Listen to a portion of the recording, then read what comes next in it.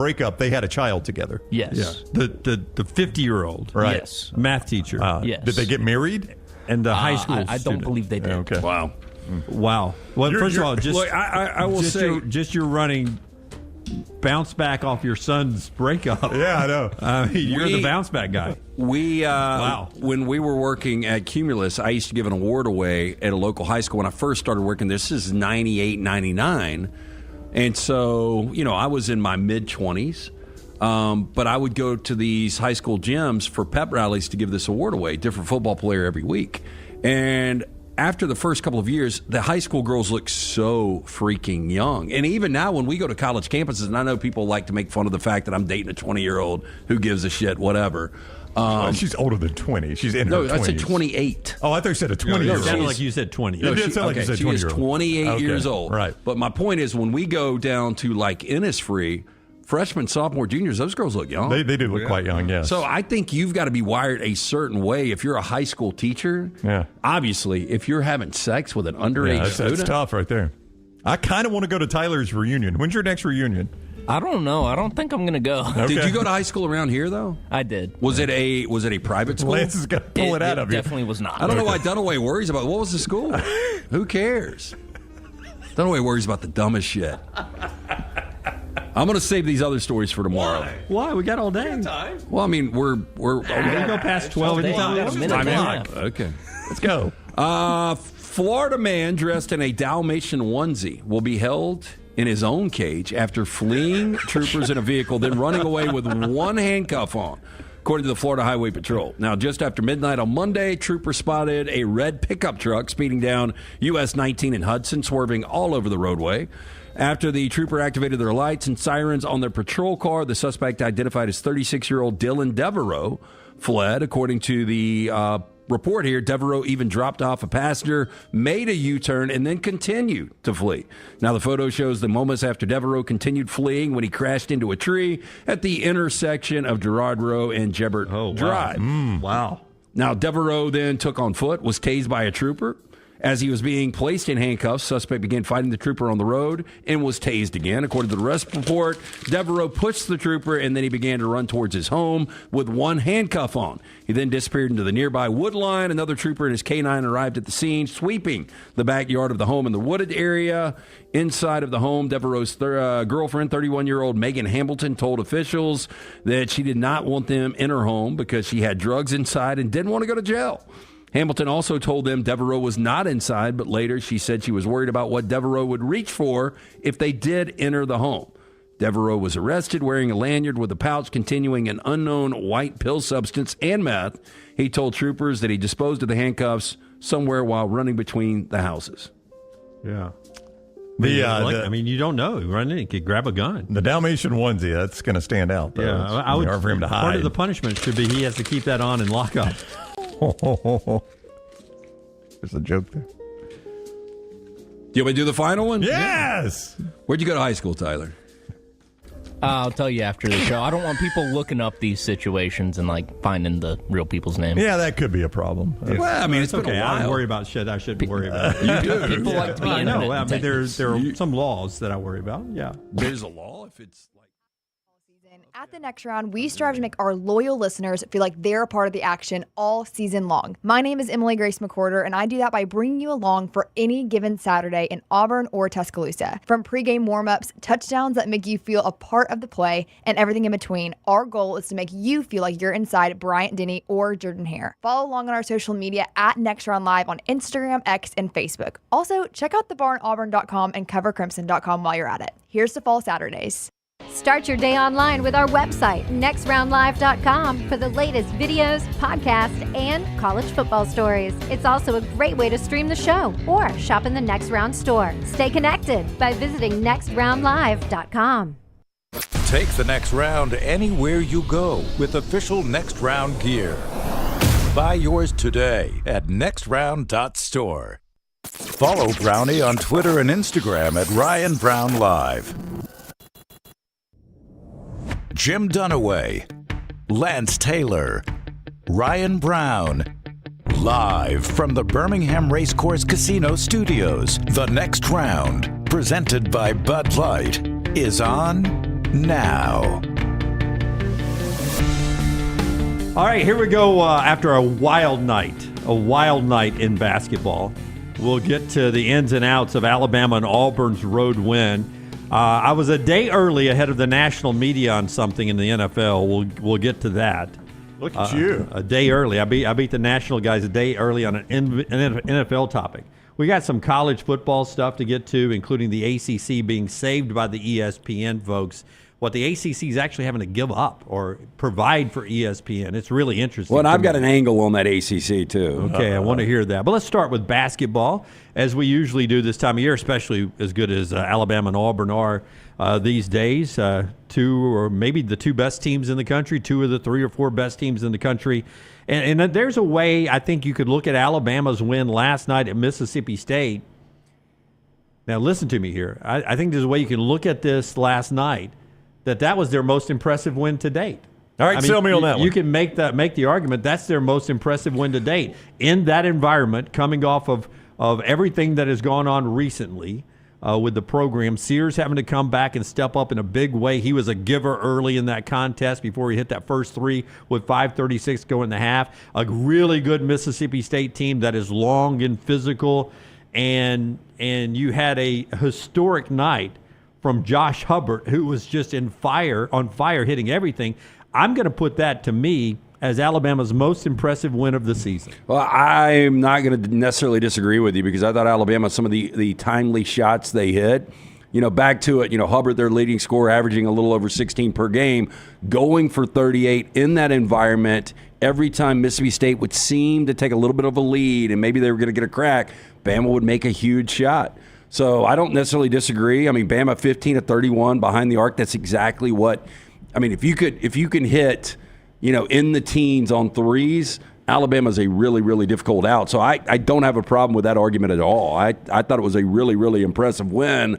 And if you're Mississippi State, damn, they did everything they could outside of miss a couple of free throws, but Alabama was equally bad from the stripe. Oh. I mean, when you let a guy go for 38, it feels like an interesting argument to say it's your what'd you call it? Your most impressive win. I didn't say it was their best effort. I get it. Yeah, most impressive win. Yeah, and then Nate Oates, was very frustrated by the fact that Hubbard went for 38, and he's like, listen, we tried everybody we could on him. He said, I'll give Youngblood credit. He came to me and said, let me try him. And he said he probably did as well on him as anybody did. Yeah.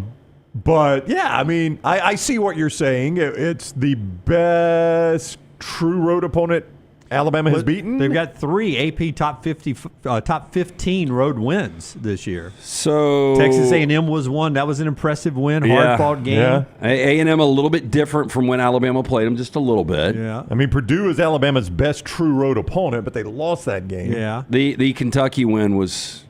That's a very good win. Was pretty impressive. Yeah, Kentucky's better than State, especially playing State. Up there. Yeah, I mean, I would lean Kentucky, I guess. But Hubbard to go for 38. Yeah, I mean, Kentucky's 18 and the KenPom State's 24, so they're very, very close. I'm just telling you, the way Penn State plays, Texas A&M didn't have their best player in that game, if you'll remember, right? Wade Taylor IV. Wade Taylor IV didn't play in that game. Kentucky winning at Rupp is always historic, but Mississippi State is more physical than Kentucky is. Josh Hubbard was on fire last night. And it's just Chris Jans' defense. That second half, he made that adjustment. Alabama scored 44 in the first half. Yep. And by the way, they didn't hit them all. Shot 19 three-pointers, hit 7 of them, but shot 19 three-pointers, which is much more Nate's style than, they've been more at the rim than they have been shooting threes this year. And they got that looked like the way Nate likes to play last night because they couldn't get to the rim like they had against some people like they did against Kentucky. I think the biggest storyline really coming out of that game was Chris Youngblood. We talked to Nate Oates about, whether or not he was going to be a starter moving forward. He obviously gets second start last night, but 30 minutes.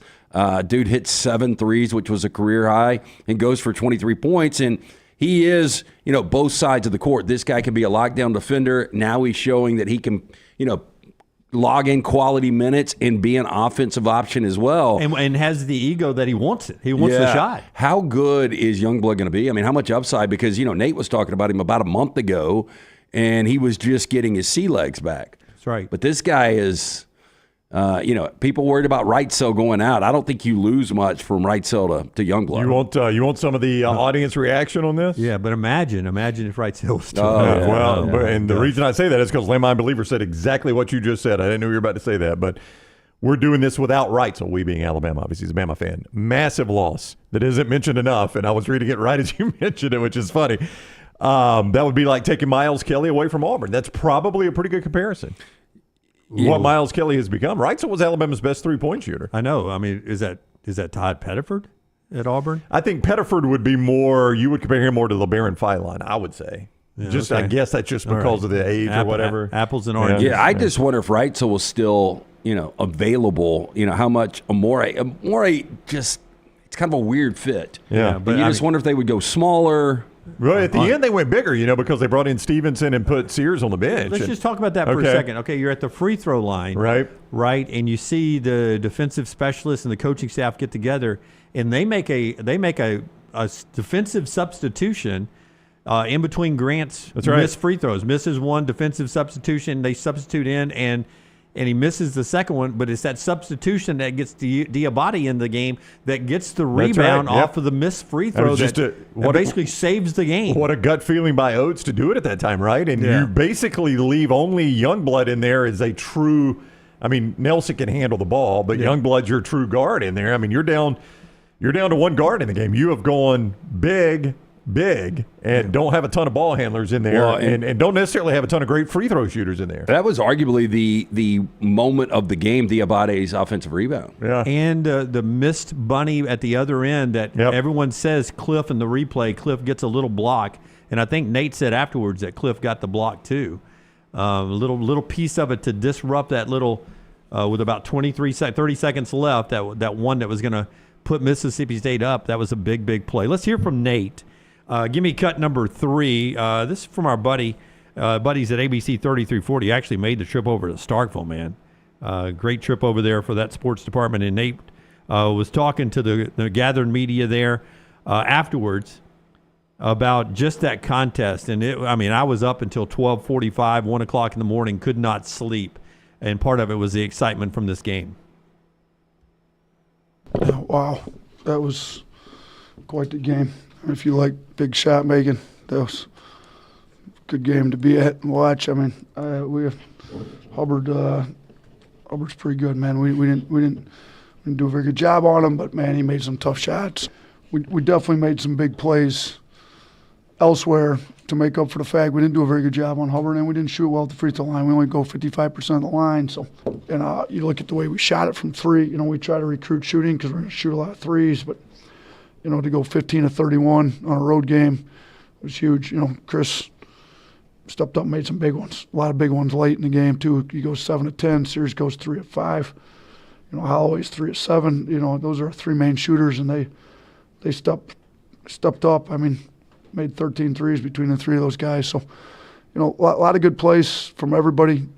Huge road win against a really good team that's, obviously already won a lot of games this year. They're going to win a lot more games this year. So that win's going to go a long ways for us. Well, Hubbard's going to make a lot of money overseas. He's never going to play in the NBA. You already got him playing in Europe, huh? Because of his size. Yeah, because of his size. He might be 5'10". But he's a scorer, man. Yeah, he's a scorer, but he will make a lot of money. I'll tell you who's going to be good, I believe. And he's a guy that played limited minutes. He's a transfer from Miami, the Michael Noko, the center. He's got to put some weight on. But, man, he is so athletic and shifty around the basket. Easier to put weight on than grow 3 inches. I would say. And, he's a guy that averaged, like 8 minutes a game last year, and he still only played 18 last night, but I think he's going to end up being really good. Chris Chan is now 0-6 against Alabama. That was a great game to watch. Yeah. It had. And we were trying to watch it during trivia. Yeah, we were at Odie's, and everybody was into it at Odie's. It had kind of, I don't want to say an NCAA tournament feel because those are on neutral courts. It's obviously a road game. I don't know. It just had a really cool feel to it to see. It was obvious that the game had a little gravity to it. Did you notice, and I don't think it was the TV at Odie's, did you notice like the court level shots? It kind of had a smoky look in the stands. Did you notice that? Did I make that up? I like the notice. under the basket shots, it looked like I don't know. It just had a weird look to it. I mean, it's a older building. I'm not saying anything was on fire. Some of the fans who go there call it the dump, not the hump. Yeah. I always think it's a great atmosphere, and they had the blackout, and I love watching games in that building. That Ole Miss Mississippi State game earlier this year was fantastic. That one was last night as well.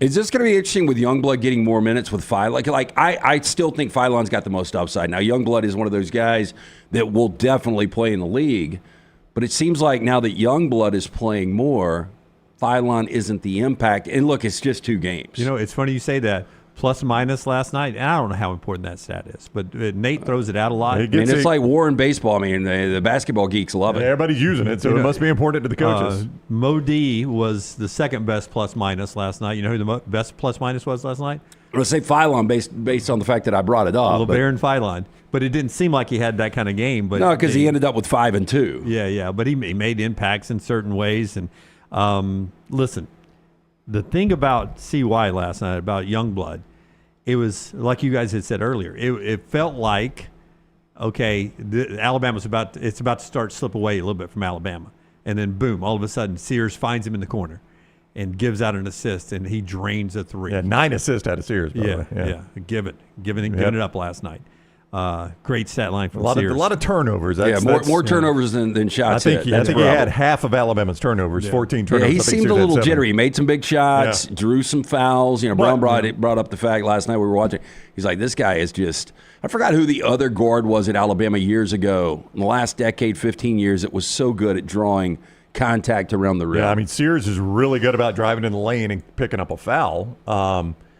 He may be the best in the conference. There's got to be a stat. I'm sure there's a stat for it. I'll see if I can find it. But I would imagine nobody's drawn more fouls than Mark Sears. I mean, that guy gets them all the time. In a physical game, when you're driving it to the hole like he does to draw contact, and they don't call it, and they're because they're letting them play at both ends of the floor. I'm not saying they were not calling it, and the officials were against Alabama. I'm just saying they were allowing it to be physical at times, like that turnover he had when he was dribbling on the corner and. That could have been a blocking foul easily, and he loses his dribble because he dribbles into the Mississippi State guy, and basically it knocks Mark off the ball, and the Mississippi State guy picks it up and dribbles the other way. That's a turnover. Off of contact. Yeah. And he draws a lot of contact, and sometimes his turnovers come off of contact. Well, he was -5 in the plus minus. If you want to discuss that, so you would not look at his stat line, but Nate Oates said he thought he had a great game in response. That's what Nate Oates said. So his own coach looked at things beyond you would just see in the stat line and called it great what Mark Sears did. Well, even in the stat line, Brown, 17 points, 9 assists, 6 rebounds. I think 3 of those were offensive rebounds. That's pretty good. A lot of hustle numbers in there, right? Here's Nate Oates, cut number 4, on what Brown's talking about, on Mark Sears and his return from the very public second half benching. It sounded like I said benching. Benching against LSU. Here's Nate Oates from ABC 3340. Obviously we don't want him turning the ball over 7 times, but I thought his effort, which is really what we've been trying to get him to really, was great. I mean, 3-0 boards. I don't know if that's a high for him. I thought 6 rebounds total to go 17, 9, and 6. If he could have got a few more rebounds and another assist, he's pushing a triple-double, which is not easy to do for a guy his size. So, I thought he made some big shots late in the shot clock that kind of bailed us out. I mean, the one lean-in, I think the lean-in 3 at the top of the key, the one over there on the left baseline.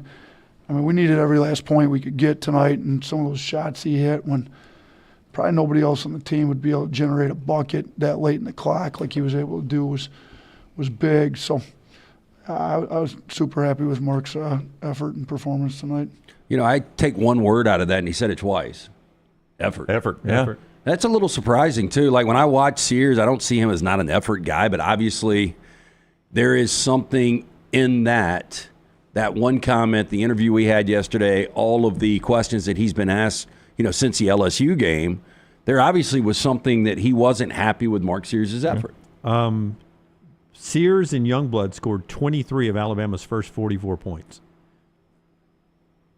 That's It was Pretty impressive. on the road. Yep. You know, having a good start's very Well, I important. mean, they had 40 of the 88. Yeah, And that's how a great about point. one of our they continued in the second half. So what you're saying. That is almost half. one of our 4 downs questions? Who scores more, Alabama or Auburn? I know we're about to get to Oh, Auburn it was LSU. tight. It was tight, Lance. Came down to one Did, point. yeah. Yeah, but I had Alabama. How'd I do? I had Auburn. You're a winner. Yeah. By the way, Where did I catch that ticket? we talked about it going into the game, and Nate Oates now ties Wimp Sanderson with the most ranked AP wins of all time. 25 of them for Nate Oates against the AP ranked opponents, and Wimp Sanderson has had that record for a long time. Nate has tied that right now, so he gets an opportunity soon. There'll be another AP ranked team at least on February 15th, maybe before then. Alabama gets a chance for Nate to break that record. So it's a fun day to be an Alabama fan after that 88-84 win over Mississippi State. But before we move on to Auburn, you don't have to worry if you're Mississippi State. That's a good team. Yeah. That's a dang good basketball team that could easily play to the second weekend of the tournament. Well, yeah, I mean, especially when you've got a guy in Chris Jansen. The defense hasn't necessarily hit like we thought it would, but I think it will get better. But when you've got a guy like Josh Hubbard, typically it's a guards tournament, and Hubbard's one of those guys that obviously can take a game over. Before we jump to Auburn, the number one team in their win, the World of Wills has always been a number one event in the winter of Birmingham, and it is back this weekend. We'll be out there tomorrow. That's right. Be doing the show from out there tomorrow to let you know everything that's going to be going on at the World of Wills. It starts tomorrow and goes through the weekend at the BJCC. See custom classic cars, hot rods, trucks, and motorcycles. New this year, check out the exotic car exhibit. Plus, don't miss the BMX bike stunt team performing outrageous stunts live each day. And kids, meet your favorite costume characters, race Hot Wheels on the free Hot Wheels drag track. Don't miss the Super Show with one-of-a-kind vehicles from across the country. Get your discount tickets today at any O'Reilly Auto Parts stores and get all the details at worldofwills.net. Does it opens tomorrow afternoon? Yeah, so it's opening tomorrow. I think the doors open at 5. At 5. So we'll be. I've always wanted to be in there when they're moving the cars. You're going to get it, so I'm buddy. going to get that tomorrow. Well, we thought, but I did talk to Amy, so they're moving the majority of the cars tonight. So we might see some on the move tomorrow. Okay. But if you are in there, you get there early, come see us. Yeah, because I've always they're unbelievable stationary. I wanted to see them rolling around a little bit, and I always wonder how they get them all in I there. think they push them in. I don't think they... No, I think they drive a lot in. Really? Yeah. Let's make Because, sure we got when some I was talking to ventilation. Amy yesterday, she was like, there might be a little noise during the show. And I was like, Dunaway will love this. Sounds like a headset show, Brownie, not a lavalier show. Oh, we're going headsets. Don't worry. good Live headset. shows, the live full shows always headsets. Don't worry. Okay, look forward to that tomorrow. Also, Auburn last night, number one in the country, 87-74 against LSU. A couple of times, like the 12-minute mark, they cut it to 5. I think it was around the 7-minute mark. They cut it to 6, and you had big buckets coming back the other way. Miles Kelly off to a good start. He had a big one. Janai Broome had a big old-fashioned three-point play when they had cut it to 6. And Broome gets his 12th double-double of the year. It's every night. 26 and 16. I mean, he got it so early in the game, and Auburn wins their 12th straight. Really no contest there on the road. You talked about them cutting into the lead, and it never really seemed interesting, though. It did not. Never seemed like Auburn was going to lose that game or even in doubt of losing. And, LSU 15 turnovers in the first half. You can't do that, obviously, against the number one team and expect to spring some kind of an upset. But Broome, you asked how many minutes you thought he would get last night. The exact same he got off the bench in 33. It's like he was never hurt. 26 and 16. Kid is so good. I mean, it really is. It's like he was never hurt. Like you may look back years from now and think, why did he miss a couple games there? Was that veteran's rest? I mean, I know when you watch him, you can still see he's got a little bit of limp. But just looking at his production, you're like, I don't see that he was ever hurt. Well, not so much the limp either, but like around the rim early in that game last night, like he missed a lot of shots that just seemed like maybe because of maybe not 100% that it's hitting the rim instead of going in. He was 10 of 23. I mean, that's not super efficient for a guy of his size. And obviously. he's usually really more efficient than that. And early in the first half, he really wasn't efficient. And I felt like, and I know he's not jumping off the bad ankle, because he's left-handed, this and that, but it just didn't seem like because he wasn't 100%, it was he wasn't as efficient as he usually was, and I think that is strictly due to the injury there. That he's still coming back from that. But to gut it out and do what he does. And I don't know if Bruce brings this up in post game, but Auburn attempts a season high 80 field goals. Yep. And what was amazing is how few LSU took. Well, and I think a lot of that was Auburn had 18 possessions with multiple attempts. When you can get these offensive boards, and Auburn had 25 offensive boards, only 34 total boards for LSU. So active on the glass last night, but I think Bruce, night in, night out, when you can have that amount of offensive rebounds and you can take 80 shots from the field, he'll take that any night. Auburn shoots 80. Their defense and forcing the turnovers, LSU gets 51 shots up, 29 less shots. Yeah, you can't win like that. It's really impressive. They kept it within almost double digits. Yeah, that a couple of times in the second half, in the last 15 minutes of the game, they had it within 5 or 6. Here is Bruce Pearl from TigerBait.com post-game last night about early on. The first 2 minutes of the game, the announcers were playing up a number one upset. And hey, above Tiger Bait, is this a restaurant or is this their site? There's like a signature. You see the logo on the right, top right? Oh, no, that's Mike Scarborough. He is the editor of Tiger Bait, but it does look like it's his restaurant, yeah. Editor and owner? So doesn't have an ego at all, right? Yeah. Mike Scarborough's Tiger Bait. Well, if I started Tiger Bait, it's a great name. It's a great name, but you don't necessarily need your cursive pen on there, depends on how famous I am. Yeah, if I had started something like Tide Talk back in the 70s when Bear Bryant was there, I think I'd want it to be Jim Dunaway's Tide Talk. Yeah, after you retire, maybe, right? Well, maybe Mike's retired. I don't know. Maybe he is. I don't know anything about him. Yeah. Tiger Bait. You thought it was a restaurant. Mike Scarborough's sounds like a good restaurant, though. It really does. Would you go eat at Mike Scarborough's if you were in Baton Rouge? Yeah, basically any Louisiana restaurant, I'll give it a shot. Yeah, true. Sounds like it'd be a hell of a steak place. Mike Scarborough's. Like a Texas steakhouse. I kind of agree with you. It does kind of got the Texas twang. Mike Scarborough's Texas Steakhouse in Baton Rouge. Yeah. Don't forget, Coach Kelly will have his coach's show for Mike Scarborough's Texas Steakhouse over on University. We'll be there at 7 o'clock. Appreciate Mike, man. Mike always opens the door for us here. He and Chef Tony. Tony, thank you. Here's Bruce Pearl after the game on Mike Scarborough's Tiger Bait. We didn't look. LSU started off with great effort and energy. They made some big plays defensively. You could see their athleticism. They were way quicker and faster and more athletic to the ball in the first half, and at least in the start, hit us right in the mouth. They were ready to play. Our guys obviously didn't panic. I think Miles Kelly had a couple of big shots early to sort of keep us in it, which is what great players do. And obviously, I think when everybody was fatigued, Janai's physicality took over. I would say this too. Jordan Sears was at 24 he had against Alabama Saturday night, and he had 11 last night. You could tell Auburn was like, okay, we're not gonna let that guy do that to us. It may be somebody else. Yeah, but it ain't gonna be Jordan Sears coming off the bench. Walks in. He's got the scout, whichever assistant had the scout. Okay, we got to stop Sears. You have the LSU scout, not the Alabama scout. No, trust me, he was good in Coleman too. That was one thing defensively. It was like, all right, Jordan Sears is not going to do to us what he did to Alabama. You could tell, they clamped down defensively on him. Corey Chest going from 18 boards to 7 boards last night against Auburn. Big difference. Part of that is Janai Broom. This is from Jared Burson, who sent this tweet out last night. You guys may know it without Jared Burson, but that's where I saw it, so I'm gonna throw it out there.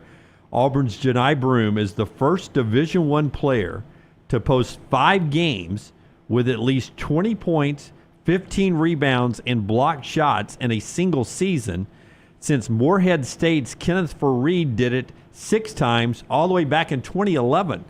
So nobody since 2011, and it was on the Morehead State level when it happened, has somebody gone 5 times with at least 20 points, 15 rebounds, and 3 blocks in a game. That's a long time ago. That's almost 15 Not seasons. A shot, but Fareed had a receding hairline, too. He did. Kenneth Fareed was really good. It was. Yeah. It is one night after, like I thought you were about to bring up that Auburn is off to their best 20-game start in school history. Actually, they tied it at 19-1. It's like every night it seems like Auburn's doing something either they haven't done in school history or somebody hasn't done in the SEC or college basketball in 30 years. We bring it up all the time. We forget how bad this program was. I know. Bruce Pearl has gotten this program to places that obviously they've never been because you made a joke the other day, even with Steven on the show, about how often his dad mentions the word history. Yeah. It's like something almost every night, it feels like. Listen, I don't understand social media. I just basically do what Little T says. But if you follow Taylor on TikTok, I mean, she usually, it seems like she posts something once a day. Okay. But she's on this run now. When she finds an Auburn stat, that blows her mind. She's posting it, and I think to y'all's point, she had like 4 posts in the last 24 hours. Like Auburn is the first team to blah blah blah blah blah blah, and then next time I get on TikTok, there's another notification that. First of all, Tyler Siskey has said something. I get a notification. Some reason I don't know why my notification has Siskey. I get a Siskey.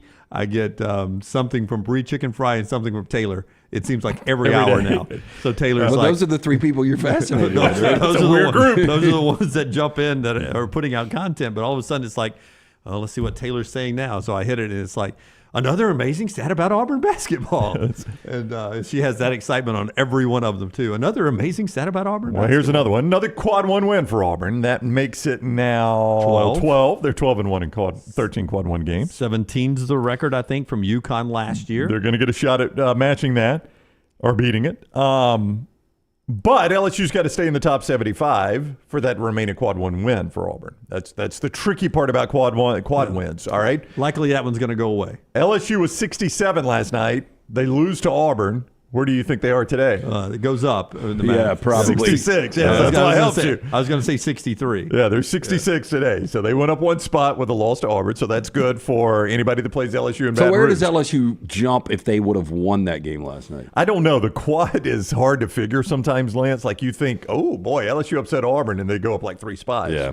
Man, I would have thought a little bit more for beating your number 2, your number 2 quad, or number 1 now in the net quad, number 1 in the net team. But yeah, you don't jump as much as you think. In fact, Houston is number 2 in the net. Duke is number 3. Yeah. Alabama moved up a spot last night, in case you're wondering, to 6. Here's the interesting one though for Auburn. Road game at Ole Miss coming up this weekend, and Ole Miss is not playing its best basketball. They did come back and beat Texas last night, but looking forward to that. We'll have time to talk about it. But that was a big second half though for Ole Miss and Chris Beard. They needed that because after the Alabama win, you had lost 3 consecutive games. And to find a way to come back, did not play a great first half. Texas was almost able to take that thing to overtime, but that was a big win. You play in your next 5, you play 4 top 25 teams if you're Auburn, 3 of those on the road, and that's the tricky part of this schedule, this stretch of the schedule. At Ole Miss, as you mentioned, you host Oklahoma, but then you host Florida, who's obviously a really good team, ranked number 5 right now. Home or away. Yeah, no matter where you get them. You'll need Neville at full throttle for that one. At Vandy, which you discounted some yesterday, obviously, but that is a place where Tennessee is going to lose and Kentucky is going to lose already this year. And then the big game coming up the 15th at Tuscaloosa that everybody's already pointing towards, thinking. Well, right now, Joe Lunardi tells you that's 2 of the 3 best teams in the country playing each other. It's hard to disagree with Joe on that one. Who else has he got in there? Duke? Duke is the number 2 overall seed. As of yesterday, it was Auburn, Duke, Alabama, 1, 2, 3. I know Duke beat Auburn head-to-head in Cameron, and it might be the same result right now. I don't. Do you think Duke's better now than they were when they play? Or is Auburn better when they played Duke? I don't know. Yeah, I think they're really close. Yeah, they're really close. And if Alabama played Duke at Cameron or Coleman, it may be better at Cameron because Alabama's better on the road right now. Go watch our interview with Nate yesterday and see what Nate says about that. I got real quick. I got the number from our guy Paul. Okay, big basketball fan who. Let's tell us about Dr. B, and then Brian will give us that number. LT Dr. B, under that great Next Round hat that you get at nextround.store, you can also get Dr. B. Yeah, Dr. B, the absolute man when it comes to regrowing, maintaining that hair. It doesn't matter if you're in your 20s, 30s, 40s, 50s. When you start to lose, be preemptive. Dr. B's got a T3 new test that is so easy, painless, affordable, takes 4 seconds to perform. It will show you which medicines and compounds will specifically work for your hair loss. There are over 10 categories of agents they use, knowing they will work for you. They will custom compound these agents for you in pill or topical forms. You pick and choose which agents that you want. Men and women right now ordering Hims, other products online, don't even know if they work. Dr. B has been using this test for over 3 years with amazing results. I'm speaking from experience. Stop wasting your your money in critical time while you're losing hair on treatments that aren't working for you. Come see Dr. B. Find out what will work. Call, schedule the consultation right now, 205-319-0316. That's 205-319-0316. I do that non-invasive treatment 3 times a week, 30 minutes each time on the couch. That is it. For more information, T3hair.net. Alabama, Paul sends us this today. Paul does a really good job of sending us just these random stats. And I trust him because he's done it so long. Alabama, 37% from beyond the arc on the road this season, 29% at home. That's a significant difference. It is. That you normally see the other way, right? Yep. And he follows it up. Coleman is a dump and should be replaced. I don't know that has anything to do with Coleman. Even if it's a dump, you should be able to shoot better. Yeah, it's wild. I mean, these are rims. These are angles. This is everything that you're used to. Yeah, it's wild that it's that big of a disparity. And we've got a pretty good data set on this now. I mean, Alabama's played enough road games that this is not just – one or two. That's very strange. That's You asked Nate about it yesterday. I forgot how he answered that. Well, I mean, he basically said, the numbers are the numbers, right? And he said, I don't know why. That was his answer. I asked him, the numbers say you're a better road team. And he said, they do. I don't know why. He said, maybe it's just that the guys like the challenge of, being the villain. I don't know what it is, but it is pretty interesting that it's that big of a disparity shooting-wise. It is factual what it is right now. Well, we'll get to some football coming up. Richard Hendrix back to basketball on the call last night in Starkville. He'll join us at 10:30 today. Dusty Dvoracek, a Senior Bowl alum. Oh. He used to play in the Senior Bowl. Also an NFL alum, an Oklahoma great, and part of the Sirius XM show with Dusty and Danny. He'll be on the show at 11 o'clock today to talk a little football with us. And we'll get to a lot more. One more thing in this segment after I tell you about Greg from Pell City and Storm Restoration Roofing. I was talking with Greg the other day. Wants me to tell you that insurance companies have had a lot of changes over the last several months affecting homeowners' claims, especially roofing. Now, this is an insurance change in America, especially when it comes to your roofing claim. The biggest change is how they're paying for storm damage, especially on roofs that may be a little older. If your roof is over 7 years old, give Greg from Pell City a call and let him look at it and go over with you what kind of coverage you have and if you've had any changes to your policy. Just a good roof checkup and an insurance policy checkup for free from Greg from Pell City. 205-542-3531. 205-542-3531. Greg from Pell City on Facebook. He does storm repairs, roof replacements, anything in that free no-cost roof inspection. Check him out, 205-542-3531, or Greg from Pell City Storm Restoration Roofing. As Troy says, great news for Alabama. There will be no NCAA tournament games in Coleman Coliseum. There will not be. That's very true. None scheduled. Last night, none of us, we all have our own challenges in life when it comes to flying. I didn't know we had not had a major air incident in our country since 2009, which I am thankful for. But then, in the middle of watching basketball last night, everyone sees what happens with that American airline flight in the Black Hawk helicopter at Reagan National last night.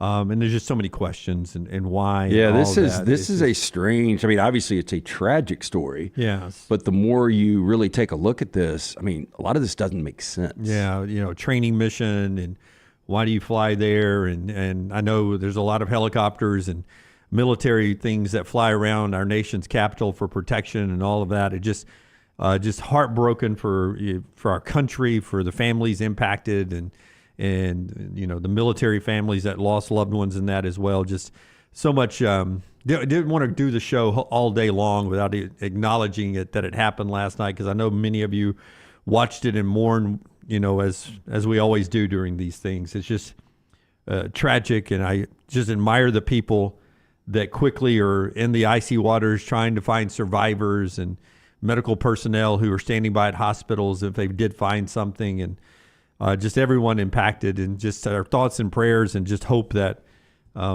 we learn something from this and try to make it even safer. I think we do it better than anybody else in the world when it comes to safety, but accidents are going to happen, and last night was a tragic one. And I just hope nothing else nefarious is involved in that, but it just was a weird incident flying there, and it ends up all in the Potomac River last night. So our thoughts and prayers to everyone impacted by that in our country there as we mourn the loss of so many souls last night. We're back in a moment right here on The Next Round. Call The Next Round now at 205-734-0923.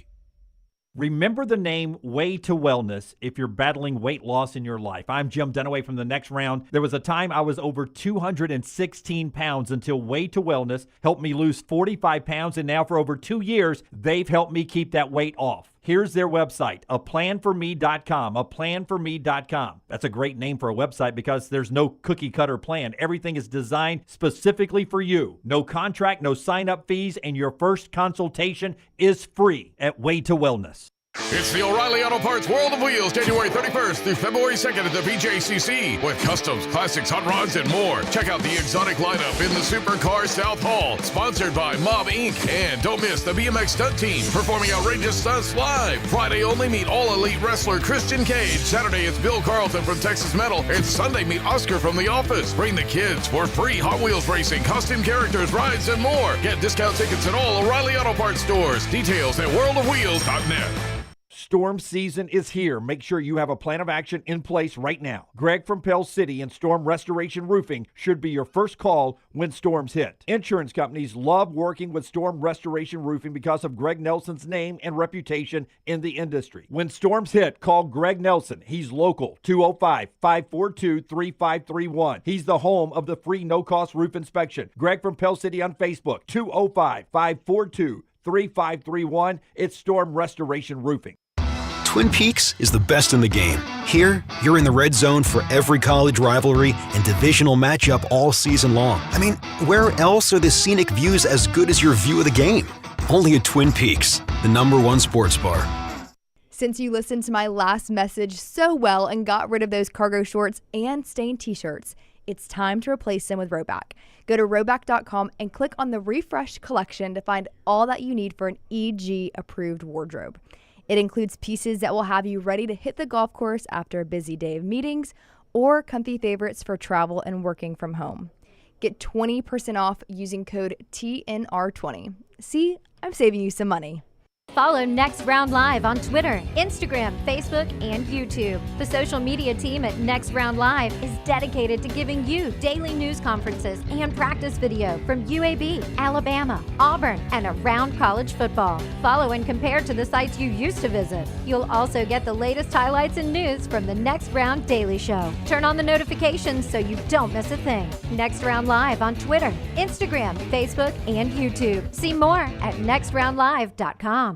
Hey, Lance Taylor from The Next Round to tell you about my friends at Michelson Laser Vision, located conveniently UAB Highlands. Almost 20 years ago, I went in for the procedure. Only took 12 minutes for both eyes. When I went in, I had 20/200 vision. I was legally blind. Now I have 20/15 vision, still 19 years later. Make the call today. Schedule a hassle-free consultation. 969-8100. Dr. Mark Michelson, Dr. Jen Michelson, Michelson Laser Vision. Make sure you tell them The Next Round sent you. 969-8100 or MichelsonLaserVision.com.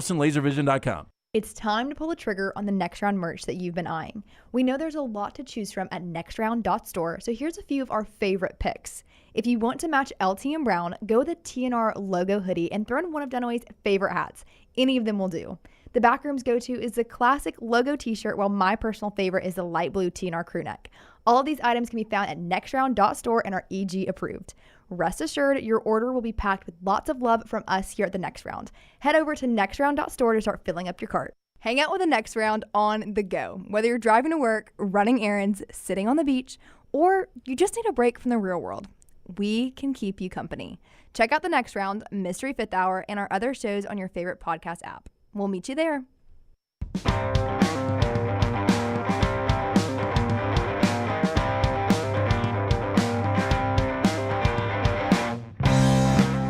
Okay, before we talk about how ESPN has saved the ACC, I want to do something at 10 o'clock, the top of the hour. And I want you guys to contribute on this topic. In my head, in the shower, I came up with a college football switcheroo. You'll take one coach from one school and switch him with a coach at another school. Try to make them where the other school will be happy. Maybe both would be happy with the switch. Oof. Which sport? College football. Okay. And I saw somebody on Reddit that asked this question that got me thinking about doing this with other ones. And it was Josh Heupel and James Franklin. But I thought to myself, Tennessee fans will not be happy with James Franklin. No, not at all. So I want to see if we can find somebody almost like it feels like now. I know Notre Dame fans are much happier with Marcus Freeman. I still think after this year, LSU fans are going to be okay with Brian Kelly. Ooh, I don't know. I think After this year, I think they will be. I think if you could go, like, to your point, though, if you could go back right after, and this is funny how college football fans act, but if you could go back right after that Northern Illinois loss and trade Ryan Day for Marcus Freeman, everybody would end up being happy. They might have been. You could have executed that trade then. Okay, save it. I'll save that We'll one, do that coming up at the top of the hour. Michelson Laser Vision before we talk about saving the ACC. Hey, if you wear glasses or contacts, you're wasting money each and every year. I'm speaking from experience. I had the contacts and solutions. I did it for about a decade. Finally went to see Dr. Mark Michelson, the first to perform the LASIK procedure right here in the state of Alabama back in 1995. A true pioneer, Dr. Mark Michelson, Dr. Jen Michelson, best in the business. If you've been thinking about LASIK, now is the time to make the phone call that I made. 205-969-8100. Ask for Amy. Tell her the next round sent you. She's going to hook you up with a hassle-free consultation. 0 to lose to find out if LASIK is right for you. Very important. Mention the next round. 205-969-8100. For more information on the entire procedure, go to michelsonlaservision.com. Okay, so ESPN had until February 1st, and they waited until yesterday. They got in under the wire. Where they picked up their option to continue to broadcast ACC sports in their deal, which includes the ACC network. That deal is picked up through 2036, so it's out there a lot. I don't know how much the financial terms are changing, but it's enough to keep the ACC stable. According to reports, the ACC now, they believe, will be able to settle lawsuits with Clemson and Florida State. But in order for ESPN to agree to the deal with the ACC, the commissioner and the ACC athletic directors and presidents had to commit to new value adds, basically new things that will make the thing more attractive for ESPN. And they ain't talking about Wake Forest versus Boston College. Most insiders believe that it's more marquee matchups in football and basketball, but more specifically in football, and it involves Notre Dame. And apparently Notre Dame's athletic director is on board with this, that he's okay with playing Clemson. He mentions Clemson specifically. We're okay with playing Clemson more often. But the belief is that the ACC has promised ESPN that with their relationship with Notre Dame, that you will get a lot of Notre Dame Clemson, Notre Dame Florida State, Notre Dame Miami, Notre Dame North Carolina moving forward in football. I like how North Carolina got squeezed in there because they had to find a fourth team, and they're like, once we get past, and this is the problem with the ACC, once we get past those three, who moves the needle? And they're counting on Belichick, I guess, to move the needle for North Carolina. Well, look, so this Notre Dame aside, when I was reading through this story, and I got bored about halfway through and I tapped out, but, going back to Florida State and Clemson trying to stronghold the conference in football, we saw how bad the ACC numbers were as far as televised games. Did we not go through the top 50 or top 100? Yeah, there were almost none in there. Yeah. Virtually none. I really believe, and you guys tell me if I'm crazy on this, I think Duke is the most important member of the ACC. How? Just based on basketball, because it is a money sport. Oof. I think their football is almost irrelevant to a degree. And I think without Duke in basketball, they're kind of irrelevant. And I just think it is the biggest brand. Like, you can say what you want about Clemson and Florida State football, but Duke basketball is the biggest brand of that conference. There's no way without without Duke, they signed this deal. You could almost make a case that Duke basketball, it's the alpha of the ACC. Yeah. It may be the biggest brand name in college basketball right now. I think it probably still is. Yeah. Even with UConn having one back-to-back. I think it still is. Yeah. I mean, it's the New York Yankees at one point in history. It's the LA Dodgers. I'm just saying, Shire has not let them drop off. I mean, Shire has already been to an Elite Eight, and he's got one of the best 2 or 3 teams in the nation. Yeah, and They're I probably haven't going to be a 1 checked seed. the recent odds. Either Auburn or Duke is your favorite to win the national championship. I wouldn't be surprised if it's actually Duke. I don't know. I mean, is that a crazy take right there? Because in the SEC, I think the SEC is better in basketball this year than they were football. One off, maybe, whatever. But if you were to ask the SEC, you could have anybody from the ACC in football, or you can have anybody in basketball. I think Duke would make the conference better in basketball, right? But I don't think anybody in football is going to make the conference better. No, I mean, to me, I know we've always talked about in the SEC, NC State and Virginia Tech coming in to bring in those those states to the footprint.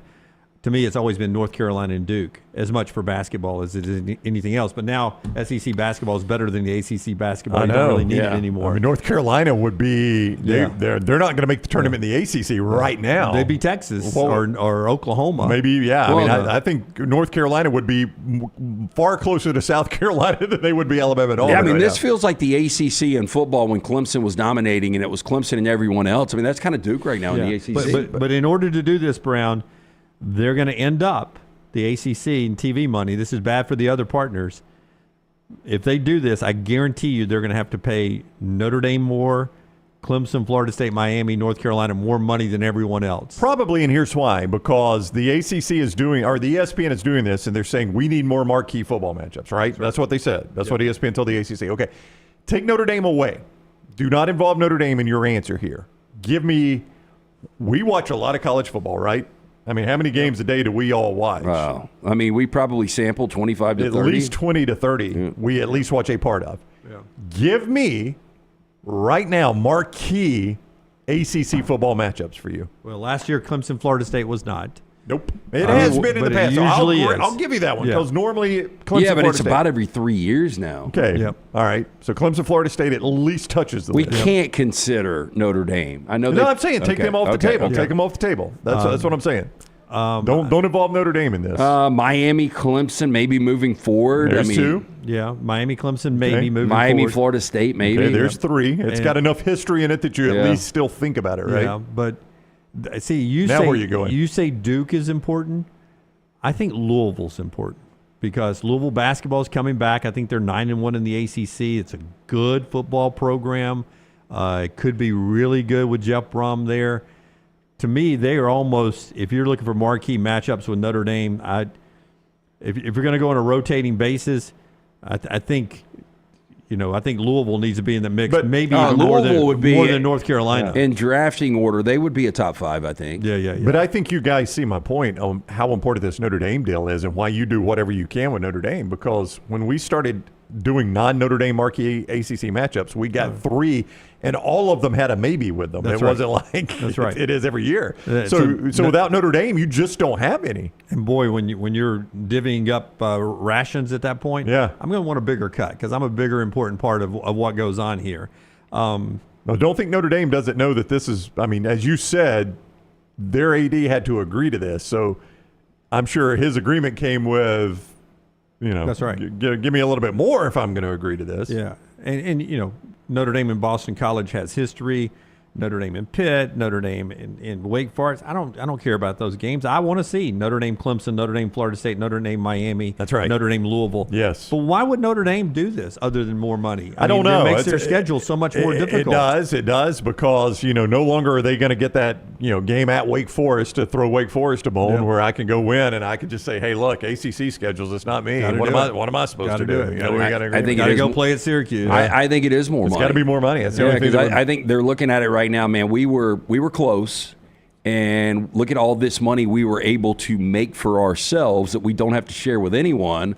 What's another way that we can continue to generate revenue streams? I also think, if you're Notre Dame right now, you look at this and like, guys, we lost to Northern Illinois. And what seed were they? What seed was Notre Dame? The 7? Yeah. We lost to Northern Illinois. We were the 7th seed. We could have lost another game and still been in the college football playoffs. And that was with a loss to Northern Illinois. And why not play a little more difficult schedule? And by the way, now I think they get the benefit of the doubt. Notre Dame with 2 losses, I think they would have been on the chopping block. I think they would have gotten in. But now Notre Dame going to a college football playoff, winning games, and being competitive in the second half of that game. And I will also say, Jim. So I think they get the benefit of the doubt moving forward. Right, and this improves their home schedule too because those will be home and homes, which helps your NBC deal if you're Notre Dame now. I don't know when that comes up. But think about if you're NBC and you're like, all of a sudden, every other year I'm getting Clemson, Florida State, Miami, and I guess North Carolina. You know what I'm saying? I'm getting those every other year. Those are good matchups if I'm NBC. I mean, right now I'm showing Notre Dame, Northern Illinois some. If I could show more Notre Dame, Clemson, more Notre Dame, Florida State, more Notre Dame, Miami, as NBC, I'll take that too. And if you're wondering why, if you're Wake Forest or Boston College, why would you agree to something like this? Well, to keep it alive. Yeah, because they know otherwise. A little is better than nothing. Yeah, they're Washington State and Oregon State, right? Without this deal. Okay, after LT tells us about Odie's and the question last night, somebody is about to make millions of dollars. Is it us? Somebody other than us is about to make millions of dollars if the Chiefs win the Super Bowl a week from Sunday. Tell us about Odie's last night, LT. Okay, so the question, which came first, Oprah Winfrey or Pizza Hut? I know the answer, Jim. Tyler, you can chime in as well. I know the answer, and I said that I think Oprah had frequented Pizza Hut. Would you imagine Oprah has eaten Pizza Hut at one point in her life? Yeah, I picture Oprah. I know it was her Frequented might birthday be an yesterday, and you told me her. I think she did frequent back in the day, probably. Yeah. You told me her age yesterday, and I forget it every day. I'm going to say 64. Okay, that's not really close. It's not really close. She's older than 64 then? She is, yeah. Okay. So that's going to take you back, if she's older than 64, that's going to take you back early 60s, late 50s. Pizza Hut's going to be, Tyler, one of those things that started as a one-off, as a one place, and turned into a franchise. I think Wichita, Kansas. Yeah, Wichita, Kansas. Unfortunately, the flight was originated out of Wichita. I did not think of that. Yeah. So we're talking about the very first Pizza Hut then in Wichita. In Wichita, yeah. That seems like a 1950s thing, too. I'm going to say Pizza Hut is 1 year older than Oprah. What about you, Tyler? I'm going to say Oprah's 1 year old, or not 1 year older. I think Oprah's older. So Pizza we talked Hut feels like a 70s yesterday. Oprah, 71, born in 1954, January 29th, 1954. Pizza Hut debuted out of Wichita, Kansas in 1958. Wow. Some little factoids you learn each and every week right there at Odie's Team Trivia. We had our first ever percentage.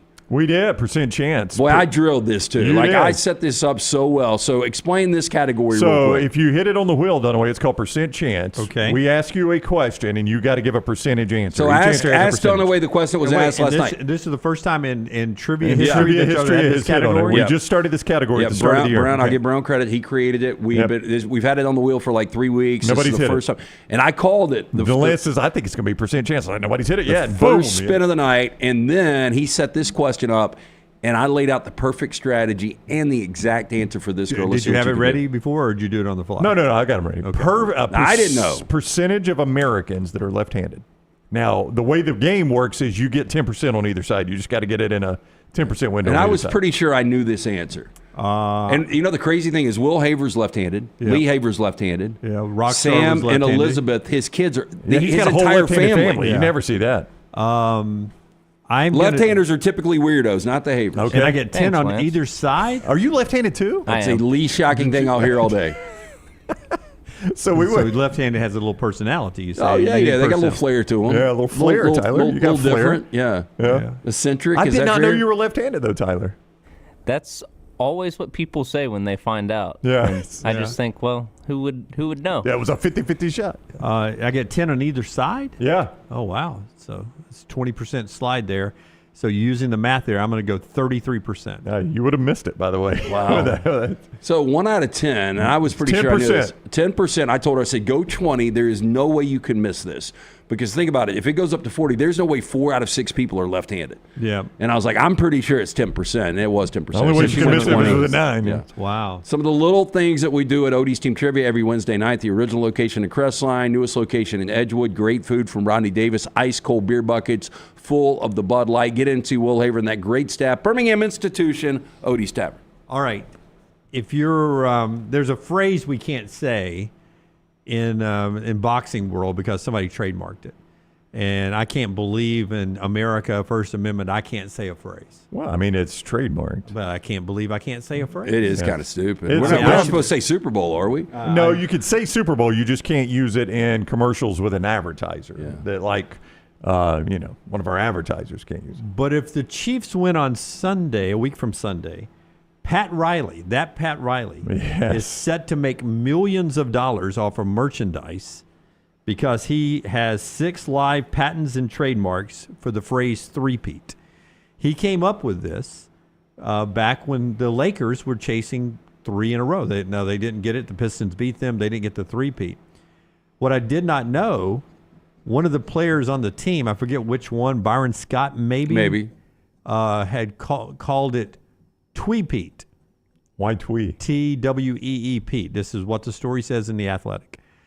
And it sounds like something where Pat Riley stole this idea and trademarked it. I don't remember that, but Yeah. Byron Scott, very underrated. Twee-peat is what Byron Scott was calling it. So 2 days later, according to the story I was reading, Pat Riley at dinner with his wife came up with the phrase three-peat instead of twee-peat. Sounds like Byron Scott came up with it, but I'll digress. Three-peat's a lot better than I knew Riley owned the trademark. I had no earthly idea that Byron Scott had any sort of role in this other than playing on the team. He has no role in it, Brownie. The patents belong to Pat Riley. When the Bulls went for it and did it, I think they had a three-peat, didn't they? They did it. Did they do it twice? twice? Yeah, they did it twice. Yeah, they did 3 and 3. Yeah. He made $300,000 on the first one, an undisclosed amount on the second one. I like undisclosed amount. That's 7 figures. Yeah, I won't be an undisclosed amount. Yeah. The New York Yankees, they did a three-peat, right? They did. He made an undisclosed amount on that. Ooh. And according to this story, he is set to make millions. You know how much he gets off of every piece of merchandise that is sold with the phrase three-peat on it? How much? 5%. I mean, is it really worth it? I mean, like, do you think if you're a Kansas City fan and it's, you want to buy Super Bowl merchandise and one does say three-peat and one doesn't, are you going to be like, God, I got to have the three-peat one? I mean, it just seems like you could get more creative and avoid having to pay him 5%. What is better than three-peat, though? But yeah, I think that's the thing. I think because three-peat has become, I don't think it's part of Webster's, but because it's become kind of the vernacular in sports, and it's never been done in the history of the NFL as far as the Super Bowl. By the way, if Webster's will give him 5% of sales, right there. they put it in there. So our last three-peat was, I guess, the Lakers in the early 2000s, right? In professional sports. Yeah, because the Yankees were in the 90s and the Bulls were in the 90s, right? Yeah, so, I mean, look, this is something, I mean, it's never going to be done again in the NFL. Yeah. I would have said, and hopefully it's not done. One of the team's names last night, Saquon Save the World, or Save America. Saquon Save America. I would just say that, I mean, you have to go ahead and obviously they can circle back if you print something with three-peat on it and charge you afterwards and sue you and stuff, but the official license stuff will pay him, in advance. It'll be signed up. You'll print three-peats, and he'll get 5% of it. Ooh, that's a pretty good little roll. I wish I had it. Samuel, how about KC3? Yeah.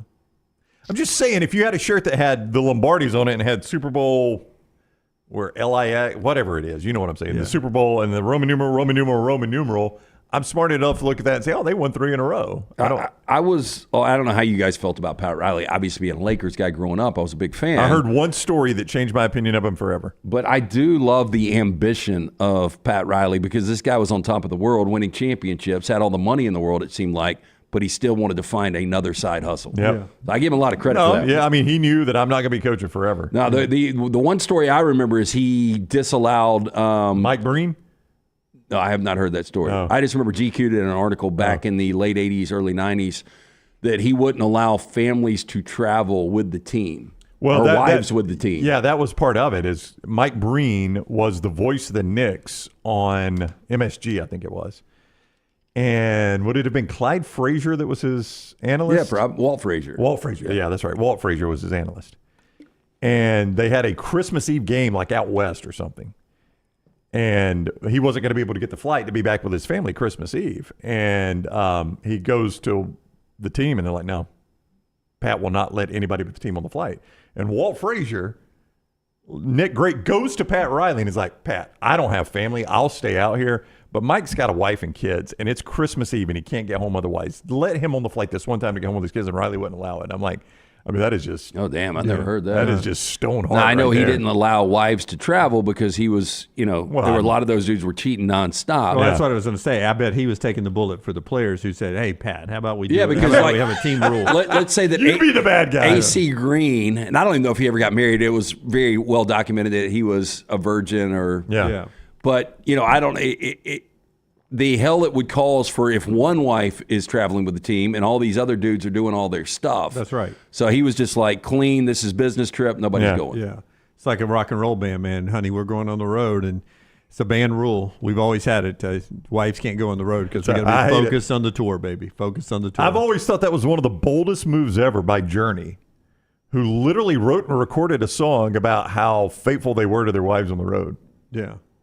Yeah, that's a ball. I mean, that's a bold move. Like if you're the drummer and you didn't do any of the writing, you're like, damn, dude, are we really singing this again? Yeah, I'm getting naked with random chicks nonstop. Yeah. And then it becomes every time you sing it, my wife says, "Oh, really?" Yeah. And by the way, it became one of their hits. I mean, it's not like they could randomly play it. It was like everybody wanted to hear it. Is that what Faithfully's about? Absolutely. Go listen to the words, and better yet, go watch the video. The video, like they're showing each band member holding their baby. And it's like they're so upset to get on the road. Most of those guys are like, hell yeah, parents are out of town, debauchery. We'll play a little switcheroo, see if we can find a trade of high-end college football coaches that would make both fan bases happy when we come back. The show being brought to you by the great folks at Johnson RV. We're going down to the World of Wills tomorrow. Johnson RV's at the Von Braun. That's this coming weekend. Yeah, Friday and Saturday 10 to 7, Sunday 10 to 5 at the Von Braun. They'll be at the BJCC the week of Valentine's that weekend, the 14th through the 16th at the BJCC. Great incentives like deeply discounted pricing, special financing rates, gift cards that you can use in the camp store. Anything they're doing at the show, you can get at the Lot 2. I-65 exit 304 in Coleman, 334 in Decatur. Great deals like the Wolf Pup 16 LP, just $129 a month with approved credit. Go see them at the Von Braun this weekend in Huntsville, the BJCC around Valentine's, JohnstonRVCenter.com. Everything Next Round is on demand now in the podcast section at nextroundlive.com. It's the O'Reilly Auto Parts World of Wheels, January 31st through February 2nd at the BJCC with customs, classics, hot rods, and more. Check out the exotic lineup in the Supercar South Hall, sponsored by Mob Inc. And don't miss the BMX stunt team performing outrageous stunts live. Friday only meet all elite wrestler Christian Cage. Saturday it's Bill Carlton from Texas Metal. And Sunday meet Oscar from The Office. Bring the kids for free Hot Wheels racing, costume characters, rides, and more. Get discount tickets at all O'Reilly Auto Parts stores. Details at worldofwheels.net. Storm season is here. Make sure you have a plan of action in place right now. Greg from Pell City and Storm Restoration Roofing should be your first call when storms hit. Insurance companies love working with Storm Restoration Roofing because of Greg Nelson's name and reputation in the industry. When storms hit, call Greg Nelson. He's local, 205-542-3531. He's the home of the free no-cost roof inspection. Greg from Pell City on Facebook, 205-542-3531. It's Storm Restoration Roofing. Hey, Lance Taylor from the Next Round to tell you about one of our favorite places for breakfast, lunch, and dinner. That is Hamburger Heaven since 1982. Hamburger Heaven has been serving Birmingham's best hamburgers, cheeseburgers, French fries, hand-spun milkshakes, and sandwiches made fresh to order. All of their ingredients are fresh and prepared daily. This includes their beef, always fresh, never frozen, hand-pattied each and every day. For breakfast, lunch, or dinner, visit any of the 4 locations, Highway 280, Irondale, Gardendale, and Homewood. You could win a Cadillac CT5 or your share of $25,000 in free play and cash at Birmingham Racecourse Casino. The more you visit, the more chances you have to win. Play the latest, most exciting games around with fun bonuses and big jackpots. You can be a winner too. Come win your share during the Cadillac CT5 and $25,000 giveaway at Birmingham Racecourse Casino. Drawings April 5th and 6th. Located off I-459, exit 31, Derby Parkway. Must be 21 or older. Must be present to win. Just because you've quit going to the gym, it doesn't mean that you have to quit gym altogether. Dunaway, that is. With our Next Round podcasts open 24/7, 365, you can access gym anytime you'd like. While you may have done away with your treadmill routine, our version of Dunaway is standing by ready to get you back to your absolute best. Find all that lovely Jimmy D-led content on Spotify, Apple Podcasts, Google Podcasts, and in the podcast section of nextroundlive.com. This message is sponsored by Jimmy Crypto Inc. and Jimmy Crypto for President. Start your day online with our website, nextroundlive.com, the latest videos, podcasts, and college football stories. It's also a great way to stream the show or shop in the Next Round store. Stay connected by visiting nextroundlive.com. That's nextroundlive.com. Think about the best summer nights of your life. How many of those were in a great t-shirt? Visit nextround.store to get the perfect t-shirt for the next perfect Southern night. Nextround.store. The memories are waiting. As we all know, there's no off-season when it comes to college football. If you want to stay in the know with all things Alabama, join us over on covercrimson.com and get $25 off your annual subscription. We'll keep you up to date and give you exclusive content all the way to the first Saturday of football season on covercrimson.com. All right, Auburn fans, I want you to become a member of thebarnauburn.com and join in on the fun. Whether it's recruiting discussions, off-season chatter, or the latest Auburn athletics news, we've got it all. Get $25 off your annual subscription when you sign up for your account at thebarnauburn.com today. War Eagle. When you crave activity like we do, you belong in the Roback family. Get the best golf wear, hoodies, and activewear for men and women at Roback.com. Use promo code TNR20 to get 20% off your order. That's Roback.com, promo code TNR20. The World Wide Web is a large place. Find all your favorite people and content in the same spot. NextRoundLive.com is full of wonderful tidbits about the show you know and love. Find our gear, listen to your favorite personalities, follow our socials, and enjoy your trip to NextRoundLive.com. Jim Dunaway, Lance Taylor, Ryan Brown. Live from the Birmingham Racecourse Casino Studios, the next round, presented by Bud Light, is on now. We roll on with hour number 2 of the show.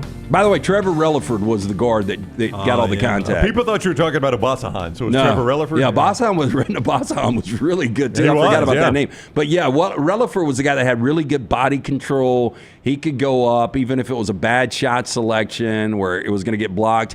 He would just put that ass or that hip into somebody and draw that contact. But Relaford was really good at that. If you had to put a point spread right now on Auburn at Alabama, if this was February 14th with the game tomorrow, it's February 15th. Somebody gave us the KenPom point spread. Have you seen it? I have not. I was going to ask LT what the Vegas one he thinks it would be right now if they were playing tomorrow in Coleman Coliseum. But what's the KenPom? I would say that Auburn is a 2-point favorite. Right now it would be Auburn -2 in Coleman. KenPom said 2.5, according to someone in the chat earlier. Yeah. That Auburn would be a 2.5-point favorite. Yeah, I think Auburn will be a short favorite on the road at Coleman. And I think a little bit of the factor, obviously, Auburn has been dominant wherever they play. But also, we bring back the fact that Alabama's been a little bit better on the road. Richard Hendrix on the show at 10:30. Little T said this before game day even went to Auburn. She believes game day will be in Tuscaloosa for Auburn and Alabama.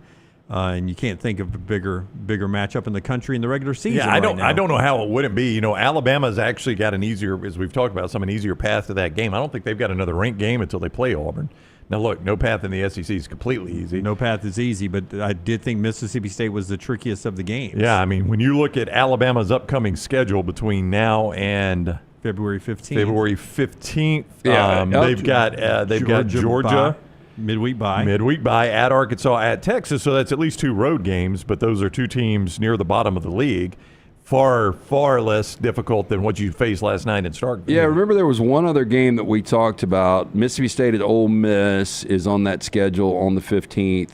Michigan State, Illinois. You're just doing how good a basketball day that is? Yeah, well, I'm just saying if there would be, I don't think there's any other game that would be that's what you're saying. In the mix. I thought there was another marquee game that we had talked about. Tennessee, Vanderbilt, Wisconsin, Purdue. No. No, there was one more big game that day. I can't remember what it was. I don't see it. Yeah. I mean, it's going to be number 1-ish versus number 3-ish. Duke's got Stanford that day. Iowa State's got Cincinnati. Yeah, I don't see it.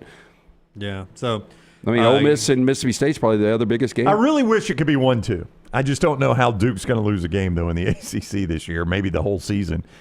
But I really would love to see Alabama and Auburn, and I don't care which one's 1, which one's 2. Auburn and Alabama or Alabama and Auburn play a 1-2 matchup. And, I mean, that's just – have we ever seen it in football? I don't even know if we've gotten it in football. I don't think we have. Auburn versus Alabama? Yeah, 1-2. I can't think of one. I think we've got it in baseball, probably. Maybe. The closest one we're going to get in football, just off my memory, is going to be 1970 – either 71 or 72 Brownie Iron Bowl. Well, hang on. Let me look at – I was going to look at the Kick 6 game. Yeah, I was going to say 2010 and 2013. I know in 10 Alabama had 2 losses. but they were still like 6 or 7. And then in 13, they were both top 5. Auburn was 1 in the AP. In the kick 6 game, Alabama was 1 across the board. Auburn was 4 AP, 5 coaches, 4 BCS. That's what I thought. That was 1 versus 4. What Iron Bowl were you wanting me to look at? Either 1971 or 1972 Iron Bowls. I think it's going to be the closest we come to that. And while you do that, LT, why don't you tell us about our friends at Hemphill that bring you Lance's Lock every day. Hemphill Services, plumbing, heating, and cooling. Yeah, very transparent. Terrible night last night. Just completely fell apart on a lot of different games, but we bounced back tonight. 10 plays tonight, 9 in college hoops, 1 in the NBA. Jump on board. Win with us coming off a bad night. So we flip it around tonight. Always brought to you by our friends at Hemphill Services, 205-229-2090. Trust the name Birmingham's trusted since 1954. For all of your plumbing, heating, and cooling needs, call Adam, Chad, Andrew, the guys. For more information, hemphillservices.com. Just real quick, 2010, Auburn was number 2. Alabama was number 11. So in 71, Bama 3, Auburn 5 was one of the ones you wanted me to look at. What was another one? 72, the next year. Because that was the Bama year. 2, Auburn 9, and the punt, Bama punt. Yeah, punt. Okay.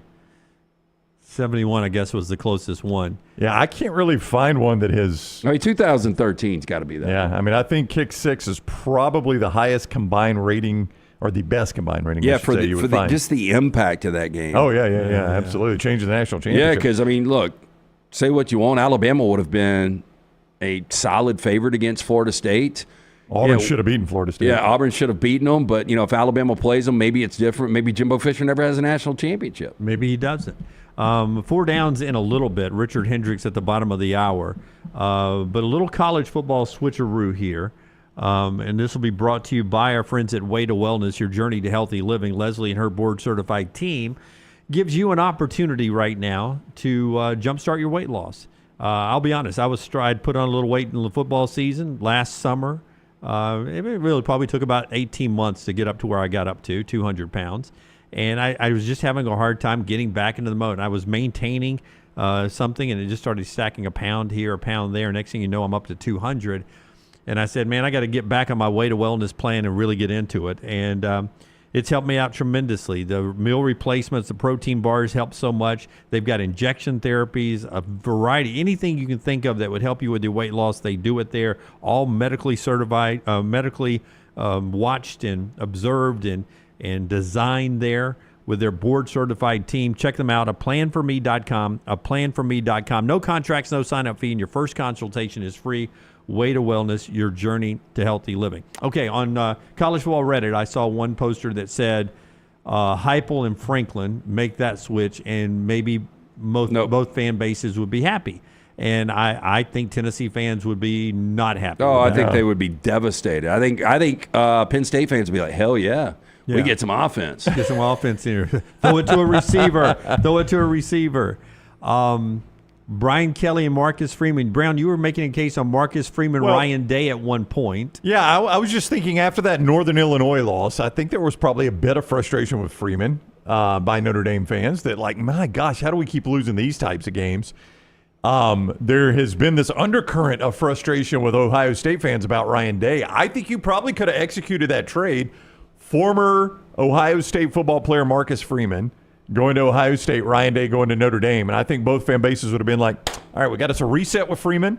If I'm Ohio State, it's one of our guys. He knows the value of beating Michigan. He'll keep us in the national picture. And if you're Notre Dame, you're like, well, Ryan Day, that guy only loses to great teams. He's not going to be losing to Northern Illinois. Somehow I feel like Ohio State would make that trade today if they privately could do it. And not look even after the national championship. Even after the national championship. Yeah, Notre Dame fans would not be happy. No, I don't think Notre Dame fans will make the trade today. Isn't that crazy? This is really, really difficult. Let me ask you about this one. And I know where one's stock is, but when I thought of this in the shower, I thought to myself, Lincoln Riley's the fun guy to use here. Okay. Because he's generally a good offensive coach. He's generally a great record. It just isn't working at USC.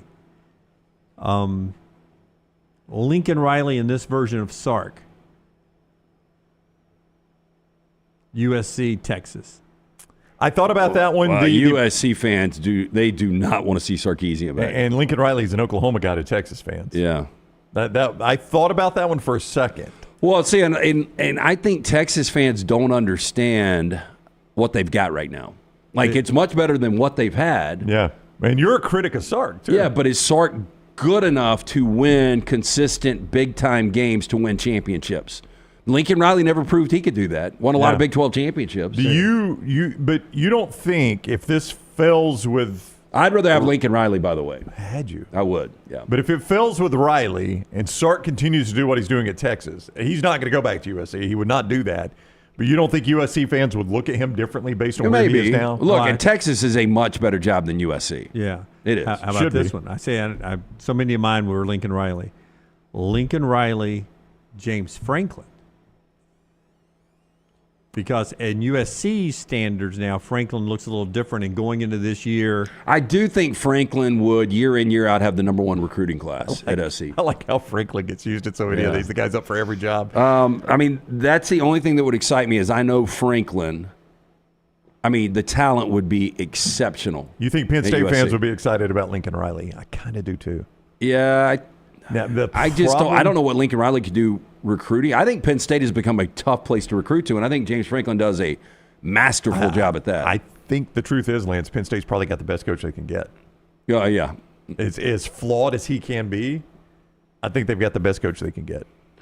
That might be a more not interesting, but an easier exercise off of this is who actually has the best coach they can have right now. Yeah. Like Ole Miss has got the best coach they can have. And I'm not a big Lane Kiffin guy. I think so too. Tennessee's maybe maxed out at Josh Heupel.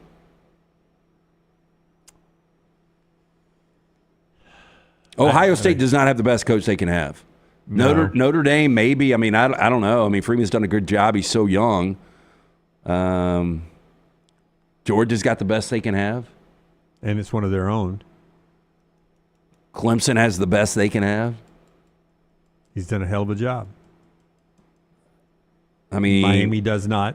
Miami does not have the best. Oh, I don't know right now. This Miami, I'm not the best they've ever had, but in this world of football, Miami hired the guy away from Oregon that was winning at Oregon. Yeah, and the only reason they got him was because he's a Miami guy. Yeah. But if you're spending as much money as they're spending on NIL, and in this world moving forward, the ability to recruit Florida, there's got to be somebody there that could go unlock that. I say this shouldn't matter, but it does.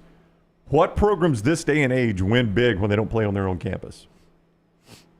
Now, not many don't do it. UCLA doesn't do it. Pitt doesn't do it. Miami doesn't do it. That's about it. There are only a few, but none of them win. No. I mean, do you see any correlation to that? Now, look, Miami back in the day didn't play on their campus and won. I'm just saying this day and age. On campus, not that Syracuse is winning it. You could add them to the list. I've never known that. I think it is. Technically, Williams-Brice, I think it's a city facility, but it's right on the edge of campus. It's on the State Fair. Yeah, but it's right at the edge of campus. It is a weird setup, though. Yeah. And so, I mean, there's probably some. I'll tell you one, Iowa State, I mean, they have topped out with Matt Campbell, right? Oh, yeah. 100%. Yeah. We'll do that later in the summer. We'll go back to Nicholas disagrees with Lance on Tennessee that they can't get a better coach than Heupel. I was not going. That was a bridge too far for me. Well, it's the best coach they've had in quite a while. Well, but that's the only thing I would say. Like we brought up last week or 2 weeks ago, we were talking about that Tennessee hasn't won a conference championship. Yeah. They haven't played one since 2007. I mean, all we're saying is Heupel is better than Derek Dooley and Jeremy Pruitt and Butch Jones. Okay, I mean that's a low bar. Would you consider Heupel one of the top 20 coaches right now in college football? Without stopping and counting, yes, I would. I would too. Yeah.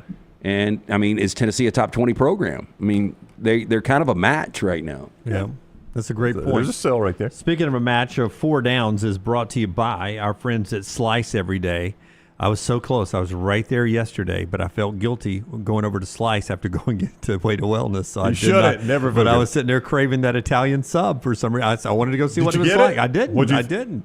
I didn't go there. I said I was tempted to go, but I didn't go there. Slice it was calling my name. It's going to happen before the weekend's over with. Plenty of time to burn that lunch off. Just a great place to go. We were there 2 days ago. I got a slice and salad. I got the old school. I think the day we were in there was Tuesday.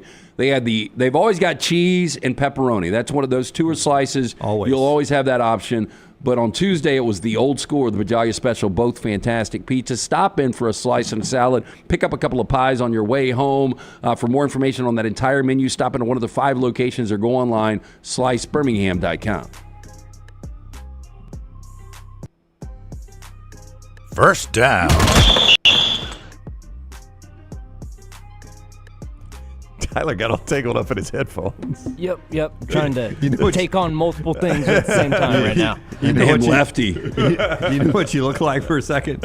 You look like one of those little manatees that got caught, or dolphin that's caught in the net, and we're trying to get your fin out. Trying to save you, man. We're trying did to you save see that? The clips, by the way, that are going around. Did you see the mermaid get bit by the shark? Oh, my God, yes. Yeah. I sent it to Maggie last night. It's like it might have scalped her. I don't know what the end result was. It was in Is one this AI? Mermaid?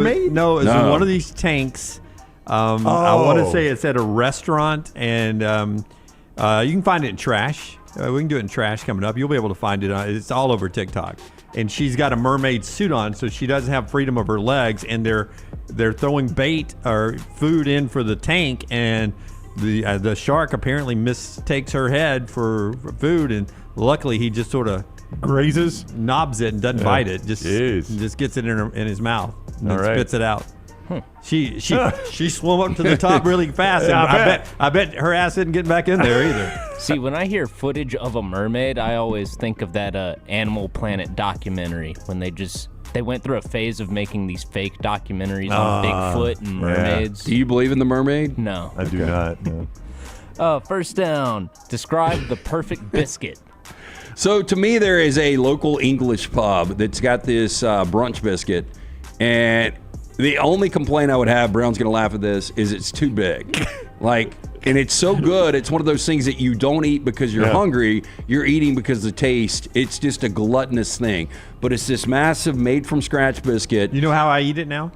Fork and knife? I take the insides to the side, set the biscuit to the side, and fork and knife the contents and eat the biscuit that way. So to manage it better. But everything about this thing. So from the biscuit made from scratch to the chicken breast that is fantastic with pimento cheese on it and peach jelly. It is absolutely, it's got a spice, it's got the sweetness. It is good. To me, it's the best biscuit. Yeah, I really like mixing cheese and jelly. I do. Yeah. Back to back. Almost. Yeah. And by the way, the only thing that was wrong with that yesterday was the mayonnaise. Yeah, I mean, I would try the cheese and the jelly. By the way, I almost did a little video and sent it to Taylor today to show my concoction. So I went back and forth as to whether I want to go biscuit with apple butter, which is my favorite of the biscuit jellies or jams, or a big juicy chicken breast. I like a good chicken biscuit. So it's one of those two. I don't know which.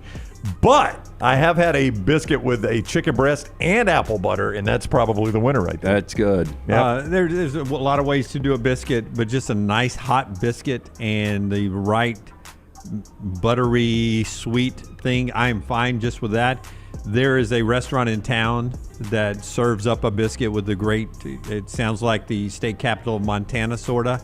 And I could just go there and eat their hot biscuits and dip it in that sorghum-like butter all day long. Oh, yeah, that is good right there. It's really good. And that's the way my grandpa ate biscuits. My grandmother would make them from scratch. She'd set down a big plate, and my mouth water is just going back this. And then he'd put butter in a plate, and then he would have what was it called, Brownie? Yellow Label syrup. Yeah, Yellow Label. And he would mix the butter and the Yellow Label, and then he would just lay that on the biscuit hot. It was good. Good. Second down. Phil Collins turns 74 today. Better career, Phil Collins or Phil Jackson? When you sent this last night. This is easy. I think so. It's easy, Phil Jackson. Easy, Phil Jackson. Phil Jackson. No, it's Phil Collins. Are you kidding me? Phil Jackson coached nothing but like the most talent in the world. What did he do? He won championships with it. But how could he not? Well, I mean, somebody had to win them. Dude, Phil Collins is one of the few incredible drummers that is a great vocalist that writes songs that had a great band that won a ton of awards and sold a ton of albums to go into a solo career. and having a bigger solo career than he had with Genesis. Phil Jackson won a championship in the NBA. Okay, with Michael Jordan. No, he played on a championship team, right? With the Knicks? Maybe he was on that Knicks team. I don't know. He may have been. I'll give you credit for that. Yes, he won an NBA title 69? as a player with the Knicks in 1973. 73, okay. With Walt Frazier, full circle. Okay. Mark Madsen won one with one of Phil Jackson's teams. Jackson actually played. And then he... I guarantee the numbers are about the same. How many did he win with Jordan? He won 6. 6. And then he won how many with your Lakers? 3? 3? No, he won more than that because he won 2 with Kobe on the back end. How many's he got? You see his page? I think he's got 11. 11? Okay. Yeah, okay. This is so easy. 11 NBA championships, and just because it always gets thrown out, Phil net Jackson's net worth is $70 million. Phil Collins' net worth is around $350 million. Music versus NBA coach. It's not even going to be close. Let's go Grammys to championships. How about triangle offense? That was Tex Winter that invented that, though. Yeah. He perfected it. Yeah, Phil Jackson. He is used the guy. it. Phil Jackson is Pat Riley to Byron Scott. To me, one of the most has 8 overrated Grammys. coaches in the history, and he was the Lakers coach. How many Grammys? 8 Grammys, an Academy Award, 2 Golden Globe Awards, 3 American Music Awards, 4 Billboard Music Awards. We're getting 6 down. Brit We're Awards, getting down to MTV basically winning. This is Phil Jackson. This is Phil Collins. Third down. Easy. Third down. Easy. What do you think, Tyler? I think it's Phil Collins. Yeah. Wait, let's go. Forrester is a voice of reason a lot of times. Yes, he's very well thought out and very calm. He really In is. our group chat, he put it's Phil in a landslide. Okay. Yeah, I left out a word there. Which word did you leave out? This is Phil Jackson. Yeah, thank you, Scott. This is easy. I like when Lance Phil Jackson. When Lance teased Scott. No brainer. You didn't have your coffee today.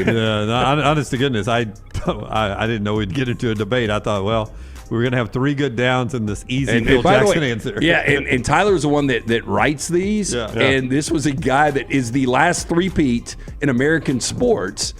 And I'm going Phil Collins. Yeah. Third down. Christian Bale turns 51 today. What's the best Christian Bale performance? Ooh, man, he has got so many. Is that Christian Bale? He was a good Bruce He was Wayne, not that character, but he was in that movie. Yeah, that was Bane and Tom Hardy. Yeah. So there are 2 that I haven't Pittsburgh. seen that I've heard are incredible performances. Him as Dick Cheney in Vice. I've seen Yes. some of that. Let me just say, he talks like Dick Cheney. I can't do it, but the voice begins to grind on you after a while. In The Machinist, where he almost lost his life because he lost so much weight, and plays a guy that's basically nocturnal or doesn't sleep, and I don't remember the demons that are driving him, but if you see the transformation in his body to what he looks like in The Machinist, I mean, it is scary. So I haven't seen those 2. I thought American Hustle was great. American Hustle is going to be my answer. American Hustle. Fantastic. I like that. I thought American Psycho was one of the most overrated films. Yeah. There's still a ton of teenagers that are like, this is the best film in movie history. I thought Ford versus Ferrari. That was actually a surprisingly good movie. And The Fighter. I thought all of those were really, really... And The Big Short he was really good in, too. I'll go American Hustle because I felt sad for his character. That's good acting. I mean, in American Hustle, he kind of did that to himself. Why would you feel sad for his character? I just felt as it went on. Because his hair was so bad? His hair was bad. I think he was just trying to make a deal, and he got... I felt worse for Jeremy Renner. Yeah, Jeremy Renner was a bad he's the one spot. that really got... Yeah, I wasn't, no empathy for Bradley Cooper or Christian Bale in that one. But that was a great movie. Fourth down. All right, back to Christian Bale. Who had the better career, Christian Bale or Mel Gibson, who is a Christian? I would go... Does he behave by chance? Man, Christian Bale's done better movies. I'd go Christian Bale. But I would go Mel Gibson based on the Lethal franchise, Mad Max. Passion of the Christ. Passion of the Christ. Not Passion of the Christ. Yeah, it was Passion of the Christ? Yeah, that's right. Yeah. I mean, Passion of the Christ printed money. Oh, it did. Christian Bale for me. Yeah. I think Mel Gibson hit higher heights than Christian Bale will. And Braveheart, too. Like Braveheart, Apocalypto. He directed Hacksaw Ridge. The Patriot. The Patriot. Yep. But, I mean, his coup de grace was Braveheart. I mean, because not only directed, he was up for Best Actor. I think he won Best Director or won Best Film. You're right. Braveheart may have swung me back the other way. All right, that is 4 Downs, brought to you by our friends at Slice. Yeah, stop in for lunch or dinner. 5 great locations. You're going to love it. Local pizza, local ingredients, from the soul pie to the hot mama, the wing and a prayer. For more information on that great menu, slicebirmingham.com. Roll Tide and War Eagle. Road wins in the SEC last night. Richard Hendrix was on the call in Starkville. We'll talk to him about just how big that win was for the Tide when we come back right here on the next round. Follow Scott Forrester on Twitter at ScottForresterTV. It's the O'Reilly Auto Parts World of Wheels, January 31st through February 2nd at the BJCC. With customs, classics, hot rods, and more. Check out the exotic lineup in the Supercar South Hall. Sponsored by Mob Inc. And don't miss the BMX stunt team performing outrageous stunts live. Friday only, meet All Elite wrestler Christian Cage. Saturday, it's Bill Carlton from Texas Metal. And Sunday, meet Oscar from The Office. Bring the kids for free Hot Wheels racing, costume characters, rides, and more. Get discount tickets at all O'Reilly Auto Parts stores. Details at worldofwheels.net. Twin Peaks is the best in the game. Here, you're in the red zone for every college rivalry and divisional matchup all season long. I mean, where else are the scenic views as good as your view of the game? Only at Twin Peaks, the #1 sports bar. Things fall apart. There's even a book about it, but that doesn't mean you have to break the bank to fix them. Ryan Brown here for the next round. Our friends at Mortgage Right have a new renovation option that will make repairs and other home improvements easy. If you've recently purchased a home and find yourself short on cash, or you're looking to buy a fixer-upper, Mortgage Right's renovation loan program can help you spruce up your space. Repairs can be made to your roof, plumbing, flooring, and more with the help of top-notch mortgage professionals. So get your fix by visiting mortgageright.com/TNR. And MLS 2239, Equal Housing Lender. This hour of The Next Round is presented by the Birmingham Racecourse Casino, now featuring 7 days of giveaways with your chance to win a share of up to $125,000. The more you visit the Birmingham Racecourse Casino, the more chances you have to win. By now, you guys know how I feel about my fashion. However, did you know that I care about your fashion choices? Cargo shorts are out, flip-flops are only appropriate on the boat, and please throw away that stained t-shirt from college. You may be thinking, EG, that's all I own. What do I do? Here's what you do. Go to nextround.store and fill your cart with a wardrobe that is approved by me. Stock up on logo t-shirts, hoodies for football season, and hats for every day of the week. Trust me on this one and head over to nextround.store to get stocked up for this season. From the creators of The Next Round comes 2 new sites, covercrimson.com and thebarnauburn.com.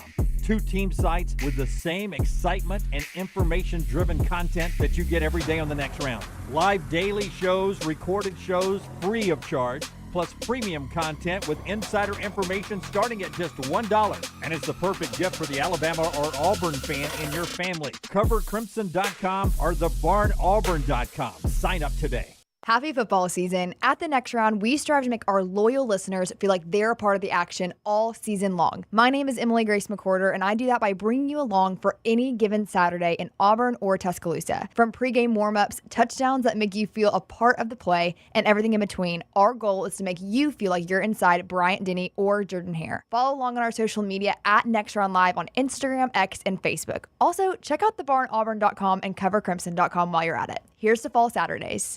Want more of the show? Download the app or visit nextroundlive.com for the latest podcast, The Mystery Fifth Hour, our Not For All Ages podcast, The Last Call, and the entire Double Down Media podcast family. All at nextroundlive.com and on the Next Round app. Since you listened to my last message so well and got rid of those cargo shorts and stained t-shirts, it's time to replace them with Rhoback. Go to rhoback.com and click on the Refresh collection to find all that you need for an EG-approved wardrobe. It includes pieces that will have you ready to hit the golf course after a busy day of meetings or comfy favorites for travel and working from home. Get 20% off using code TNR20. See, I'm saving you some money.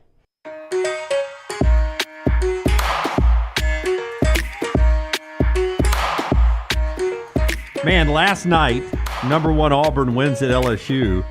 And LT almost agreed with me, almost 100%. I thought that was Alabama's most impressive win to date with everything factored in. Let's see what Richard Hendrix thinks about this. Yeah, Richard has already texted me saying he likes hearing talk about jelly and cheese on biscuits. So now he's going to talk some basketball, too. Oh, I see his mouth watering. I've got to ask him if he would eat my creation. Oh, wow. So we got a lot to start with Richard with that is not basketball at all. Hello, Richard. How are you today?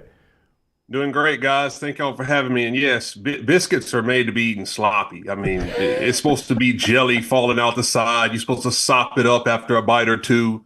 It's not a dry situation. Okay, I got a feeling you're going to judge me like these two because I brought up something new that I've been doing. So I will. I'll heat up the English muffin, and I got made fun of because it's an English muffin. That does sound like an old man. Yes. Okay. Yeah. Then pepper jack cheese, a really good jelly, and mayonnaise.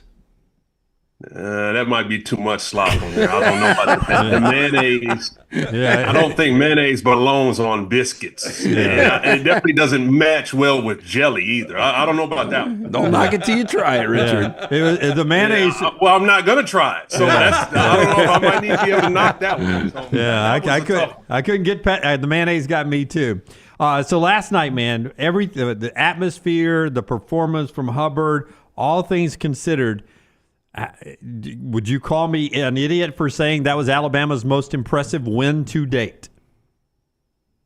I believe so. I mean, to think about the teams they've been able to beat in that environment, and this is a really good Mississippi State team that's starting to show their abilities, and with Josh Hubbard playing his best game of the season and finally getting his shooting stroke going, I think that was a gritty win for Alabama in that environment. I mean, last night in Humphrey Coliseum, it was an amazing atmosphere. It was loud. The students were into it. And Alabama was able to weather the storm. It was an all-around team effort, and it took some big hustle plays and with spirited effort to really get it done in the clutch. You know, Richard, I brought this up, or we brought this up yesterday with Coach Oates was on the show, and Chris Youngblood in that starting lineup. And if there was one takeaway from that game, I mean, there's a lot of takeaways from Starkville last night, but Youngblood going 30 minutes, hitting 7 threes, going for 23 points. This guy's just getting better and better.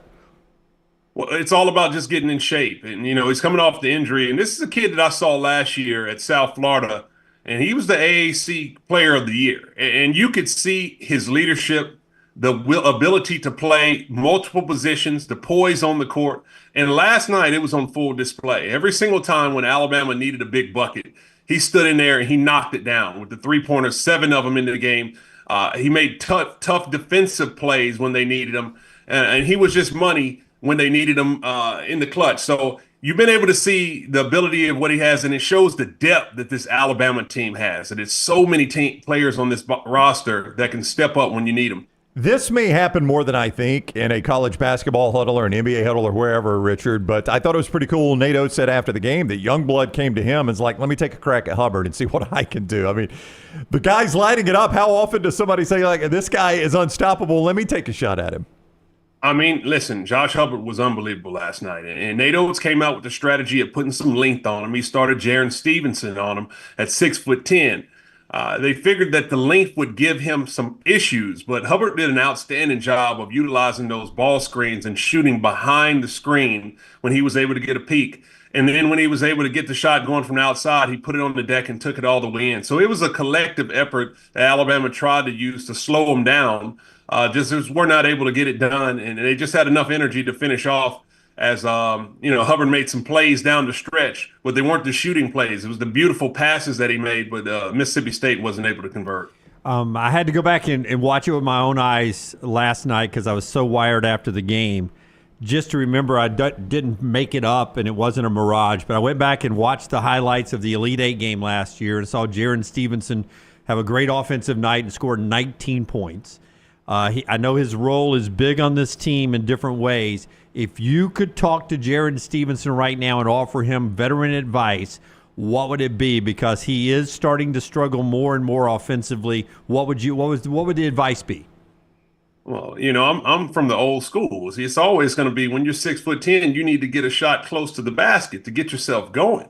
I mean, he has so much talent, but oftentimes when you're taking the 3-pointers, you have to be able to see one go through the rim to get your rhythm and confidence. He's going to have the size advantage playing the 3 over anyone that he plays. And the best way to get that going is to get on the offensive glass, get an easy putback, get fouled, and go to the free throw line. If he grows his game from the inside out, then he will then be able to see the ability that he has and realize he has a mismatch at every aspect of the court. You add that with the post play that he can use and shooting directly over the top of the defender, then I think he'll be more effective. It'll also make Alabama a better team because, he has some ability that obviously the coaching staff sees in him. And it's not just on the offensive end, it's on the defensive end. And if he can tap into that, he's an X factor that can really make a big difference in this team. You talk about team, and there's so many elements that go into that, as you know, Richard. And it was such a big storyline coming out of Saturday night with Sears sitting on the bench in that second half in the win over LSU. And another conversation we got into with Coach Nate Oates yesterday was the relationship with Mark Sears.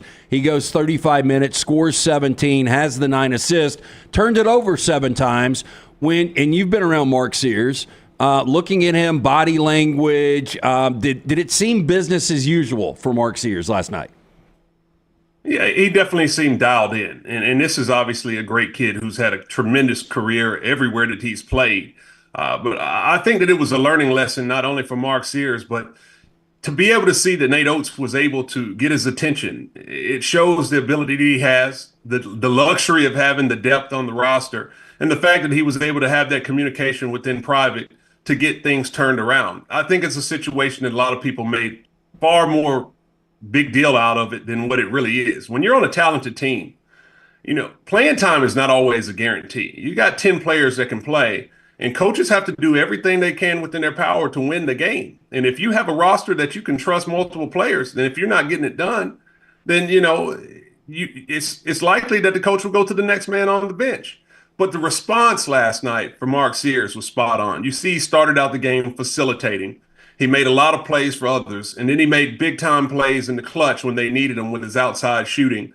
So this is just something that I think is a very small thing on a high-level team, but they've all been able to learn from it, and hopefully it'll be something that can help spur them to help them achieve their goals. Before we put this game aside, I had great respect for Mississippi State going in this game. I have more respect coming out of this game. You were there in person. I don't think that basketball team has to worry about anything. It's a second weekend at least NCAA tournament team, in my opinion, too. What do you think? They can be, and particularly if they're hitting shots from the outside with Josh Hubbard. He had struggled in recent games and not had a game in, I believe, about 6 or 7 games where he shot over 50%. And now last night he was finally able to get it going and shot it well from the outside, 40%, 6 of 15 from the three-point line. So when they're able to get that outside production, they're a really good team because Chris Jan's MO is going to lock you down defensively. Now, they don't have the big men that he's had in years past that can slow the game down and play at a different pace. So they've been able to outpace teams. They actually shot more shots than Alabama did last night, which shows their ability to get up and down. But this is a dangerous team, but they're going to have to make shots from the outside. And if Cam Matthews, who's a glue guy that I said in the broadcast last night, has a lot of similarities to Grant Nelson, if he can get into form where he's creating for others, being a defensive stopper and having some point production, Mississippi State will be a tough out in March. Okay, this would have sounded like a really ridiculous question a couple of weeks ago. It might still, but more important, sophomore coming off the bench for Alabama moving forward once we get into late February, March. Is it Aiden Holloway with that offense, or is it Diabate? Oh, wow. They're equally important. Why do we have to choose? Ways. Why do we have to choose? And listen, like I've said before, on high-level teams, people have to understand it's not just about your superstars. You have a roster full of really talented players, and it's about working your minutes. And Mo Diabate is a star in what he does. This guy had 7 offensive rebounds last night. And the switch that Nate Oates made in the rebounding situation in the last minutes of the game to get that offensive board was a critical call that you see that he was able to dial up. Diabate right there on the spot to get another hustle play. You got to have a player like that when you're playing in a rock fight, and a tough team like Mississippi State or potential teams that they'll play against down the line. Grand Canyon last year in the NCAA tournament. Mo Diabate is the type player that can help you win those games. Now, at the same time, you got to have a money-type shooter who can create his own shot like Aiden Holloway. He's been shooting lights out. He can handle it off the pick and roll. He can create separation on his own. And when the confidence is high, he can shoot it just as well as anyone in the league. So you have to have that combination of different types of players who come off the bench and deliver when you need it. Richard Hendrix on the JohnstonRVCenter.com hotline. I know you were in Starkville, not in Baton Rouge, but Janai Broome, coming back from that injury in 2 games, has played 33 minutes in both games, 42 and 30, and 7 blocked shots. You know what it's like to carry around a big frame on a leg that might be injured a little bit. Those are pretty remarkable numbers. Yeah, they are. I mean, I didn't really buy too in it when I thought he was going to be on a pitch count in the first comeback game. It's a huge game for Auburn to play against Tennessee, and you got to have your star player out there. And when you start competing, you don't feel the pain. You're in the moment, and you got to do what it can to win, do what it takes to win. But Janai Broome is phenomenal, and in a style of play nowadays where teams do not have a big man to go against him, to put the pressure on him on the offensive side where he has to guard, he's a luxury, and he's a difference maker. And he's almost a unicorn in the game where no one throws it in the post. And that's the big difference that allows Auburn to be able to have that type of play style when they can play in so many different ways. And he's back in this top-notch form. They're 7-0, 4-0 on the road in the SEC. On the road this weekend at Ole Miss. Why do I think this is a losable game for Auburn? Why do I think Ole Miss can get them on Saturday? Well, because Ole Miss is good, first and foremost. I mean, you have a coach who's been to the national championship game. Alabama fans have been able to see what Ole Miss is able to do on the defensive end to come in Tuscaloosa and held Alabama to a low number of points and to get a win. So this is a team that's going to be motivated. They have really good players. They have veteran players on their roster, Matthew Morrell, Juju Murray, Jalen Brakefield, who've been there before, who's played for Chris Beard for a year. And then you'd have a low post threat in Malik Dia, who can maybe give a little bit of resistance to Janai Broome on the low block. I mean, so he's got some transfers on this team. He's got some really good guys, Padula at the point guard, Davis coming in from Seton Hall, who won an NIT. He's got a good roster. So this is going to be a game that Auburn's really going to have to play at their best to get it done. But listen, Auburn is playing good basketball, and the schedule looks favorable for them. And you see Alabama with the win, probably will slide up in the rankings. This thing seems to be poised for both of these teams to be on a collision course when they meet to try to see who's going to be in first place. And I believe that was a big reason why Nate Oates had to get Alabama's attention, because he understands that in order to keep the pace in this league, you're going to have to get it done and with tough wins, because Auburn seems to be handling their business. Does playing Tennessee's defense prepare you for playing Chris Beard's in such a short window? You play them 1 week apart? It's similar. I mean, you're going to have the physicality, and you'll also have the pace, which is important, that you can play with. I mean, Tennessee was the Kai Ziegler. He can control the game. He brings it up the court slowly. He puts people where they need to be. It was just a matter that they were not able to hit shots in their recent performances.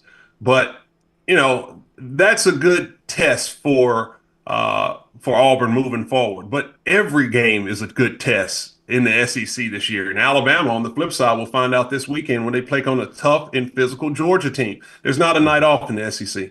Back to Starkville last night. This is very random, but you were a former front court player. The kid from Toronto, the Michael Noka kid. Yeah. How much potential do you think he has moving forward? Really didn't play many minutes last year for Miami, but just watching him in spots, man, he's so active and long. He's got good hands. He's very athletic. He just seems like there's a ton of upside for that kid. Yeah, I mean, listen, Michael Nwokoro, he's physical down low. And when he gets it around the basket, he goes up with a lot of force to finish with high-level dunks. He has to develop a little bit more touch around the basket as far as his moves are concerned with back-to-the-basket moves. I would also like to see a little bit more fluidity within him, the pick and roll. A lot of times it's a little bit more technique when players are playing in the pick and roll. I think people think it's just a matter of setting a screen and running fast and someone can find you. But you have to have some agility. You have to read the situation. You have to know how to create space. And then can you finish with good catches and finish above the rim? Those are the elements that he's going to have to develop in his game, but he definitely has the physique to be an impactful big in the SEC. Who do you have Saturday, Richard? Where will you be? I'll be in Tuscaloosa on the call when Georgia comes to town. So we're getting paired a lot with Alabama, but I guess it's nice when you got a top 5 team to be on the call for. Hey, man, they're pretty fun to watch. All right, so see Richard from Coleman Coliseum, a place he used to roam the court a good bit there as Alabama takes on Georgia Saturday. Always great with the time. And listen, I know that was a late night, quick turnaround. We really appreciate you doing this for us today. Well, thank you, guys. I always enjoy it. Who was the young man that was play-by-play with you last night? He was really talented. Young man. How old are you, young man? Well, to me, but he did seem like he was maybe 30. John Schriffen was his name. That's who I've been partnered with a lot lately. So we have pretty good energy. It's been a lot of fun to call games along. Really good tandem there. Every time, though, I would do the on-camera shot, he looked very cold, like he was dressed in layers. I was wondering if it was cold inside the building. I was like, he has a little bit more style than I do. I'm a little bit more basic guy, but I guess you can say he has a little bit more swag. Don't forget, Mississippi State's got that ice down for the hockey team, right? I was like, cool, are we doing this game outside? I mean, he's got layers on over there with him. Okay. All right, Richard. Thank you, man. Have a great day. We'll see you from Tuscaloosa on Saturday. Thank you, guys. Take care. All right, buddy. You too. We appreciate it. Richard Hendrix with us on the JohnstonRVCenter.com hotline. Hey, by the way, my friends at A+, bathandkitchen.com. It's Brad Bell. That's the guy that redid the master bathroom in the Brown house. When it came time to do it, Jennifer Brown, my lovely wife, scoured the internet looking for the right person for the job. She selected Brad and his crews. I am so glad she did. He specializes in master bath kitchen and master bedroom closets. That's his specialty. But it's certainly not all he does. But those are the rooms you're going to enjoy while you have your home and maybe get a little money back when you go to sell the home. If you're tired of those outdated rooms in your home, bring Brad and his crews in. You can call him or shoot him a text, get him to come bid the job the way he did for us, and I think you'll see what I'm talking about. 205-422-1758. That's 205-422-1758. Or just visit his website and see more before and afters. A+bathandkitchen.com. That is A+, bathandkitchen.com. Get ready to roll into the weekend. One place you need to check out, the New York Butcher Shop. Go see Jim and the great staff. 2 locations, the original Cabo Heights, Highway 119 in Greystone from the fresh meats. Great deli sandwiches to pick up for lunch or dinner.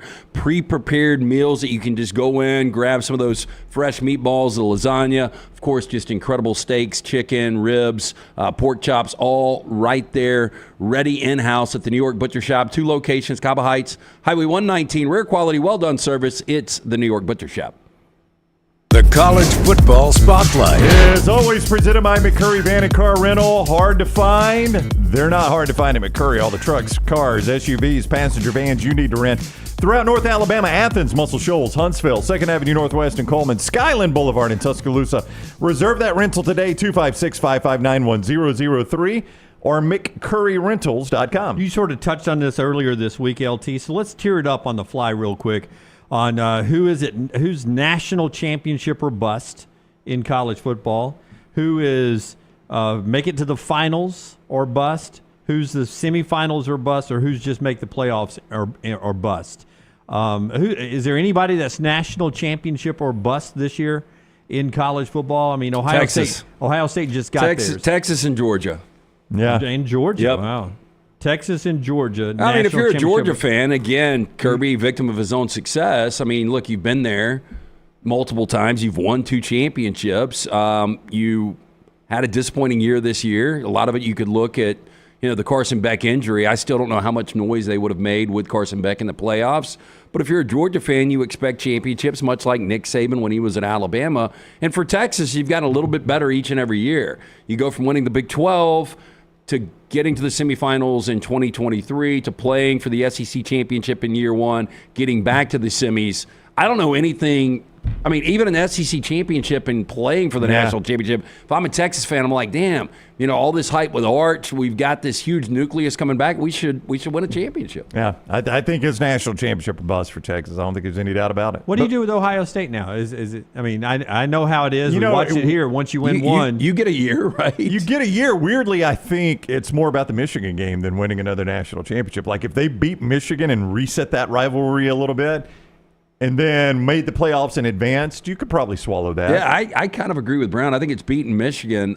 You can't drop below like 10-2, though. Yeah. As long as you beat Michigan, get back to a college football playoff, you're like, hey, we've got one of the best programs. We just won the national championship. That was the obvious hump. But for me, it's only 2 teams. Okay. Is there anybody that needs to be in the national championship game, even if they don't win it, but they need to at least be playing 60 minutes to be national champs? I mean, I think Penn State's getting very close to that. Like, you've won a Big Ten championship. You've played for another under James Franklin. You made the semifinals. You lost in a heartbreaking game to Notre Dame. You feel like you could have beaten Notre Dame and been in the national championship game. I don't know that getting back to the semifinals is going to satisfy I don't necessarily disagree. It seems like a high bar, but where you were this year. But look where you were, yeah. But the team that actually beat them to win the Big Ten, I would say Oregon. You were the number 1 seed. Yep. You took care of Ohio State in the regular season, and then you get run off the field in your first game after a bye. So Dan Lanning has won a Big Ten championship now. He was the number 1 seed. From there, I think you've got to start winning big games, and Dan Lanning has yet to really win big games consistently. Yeah, I mean, they've made a lot of noise in his time out there, and they got a Big Ten championship to show for it, but on the national scale, they don't really have a whole lot to show for it. No, but I do think national championship, there's 2 teams, I think, playing for a national championship. Yeah. I think Oregon and Penn State. In this next category, there's going to be a ton. Semifinals. This is where I would put Alabama into that category, right? I don't know if I would go semifinals yet for Alabama. I mean, so it depends on how you position this. Yeah. So if you say, is it semifinals or bust for Alabama, you would say, maybe not. But the other option of that is make the college football playoffs. Make the college football playoffs in one of 2 ways. Either you win the conference championship and get a bye, and then lose in the semifinals right away. That's a huge disappointment, like Georgia did this year, right? And Oregon. That's a quarterfinal, so yes. That's true, quarterfinals, yeah. So I guess you could win the conference, get a quarterfinals game, and then lose in the semis. Look, I've dialed Alabama expectations back, but I think just winning 10 games and getting to the college football playoff would be enough for Alabama. And I know where you're going next, and I would say the same for them. Who's that? LSU. So just making the playoffs for I LSU? think 10 wins and going to the college football playoff. I mean, it would be the first time that Brian Kelly's gotten them to the postseason. Yeah. I mean, that's a big jump. It's one thing for Ryan Day. He had been there so many times. He needed to win that national championship. For Brian Kelly at LSU and Kalen DeBoer at Alabama, I think it is a step in the right direction. Okay, give me semifinals, guys, real quick. You said it'd be a bunch of them. I mean, you got to have Ole Miss. I mean, if they don't. Wait, no, Ole Miss? No, not, I'm going back to college football playoff. Okay, no, just the playoff. Ole Miss. Okay. Semifinals. I don't know. Okay. Maybe Clemson. Okay. So, you just won an ACC championship. So the big category is just playoffs. They got to make the playoffs. Yeah, and there's a ton of those. Yeah, we expect Clemson to be back. You got to throw Miami in there with Carson I would agree. Beck, 100%. Right? Yep, 100%. You talk about just making the college football playoff? Just making the playoffs. Yeah, they got to be there. Oh, I mean, we can spray the board with this. Ole Miss, you guys would agree. Yep. I think USC. Wow, okay. I mean, if I'm a USC, 4 years, and you have absolutely, I hate to say done nothing, because you have had a Heisman Trophy winner, you've played for a conference championship, but what you expected from Lincoln Riley. I can't believe I'm about to say this, but would you put South Carolina in this group? No. I mean, the way they're going to be hyped up. They just missed it this year. They've got a Heisman Trophy candidate quarterback coming back. Yeah. I definitely think Tennessee, because you were there this year. But if you just did again as Shane Beamer what you did this year, are South Carolina fans okay with that?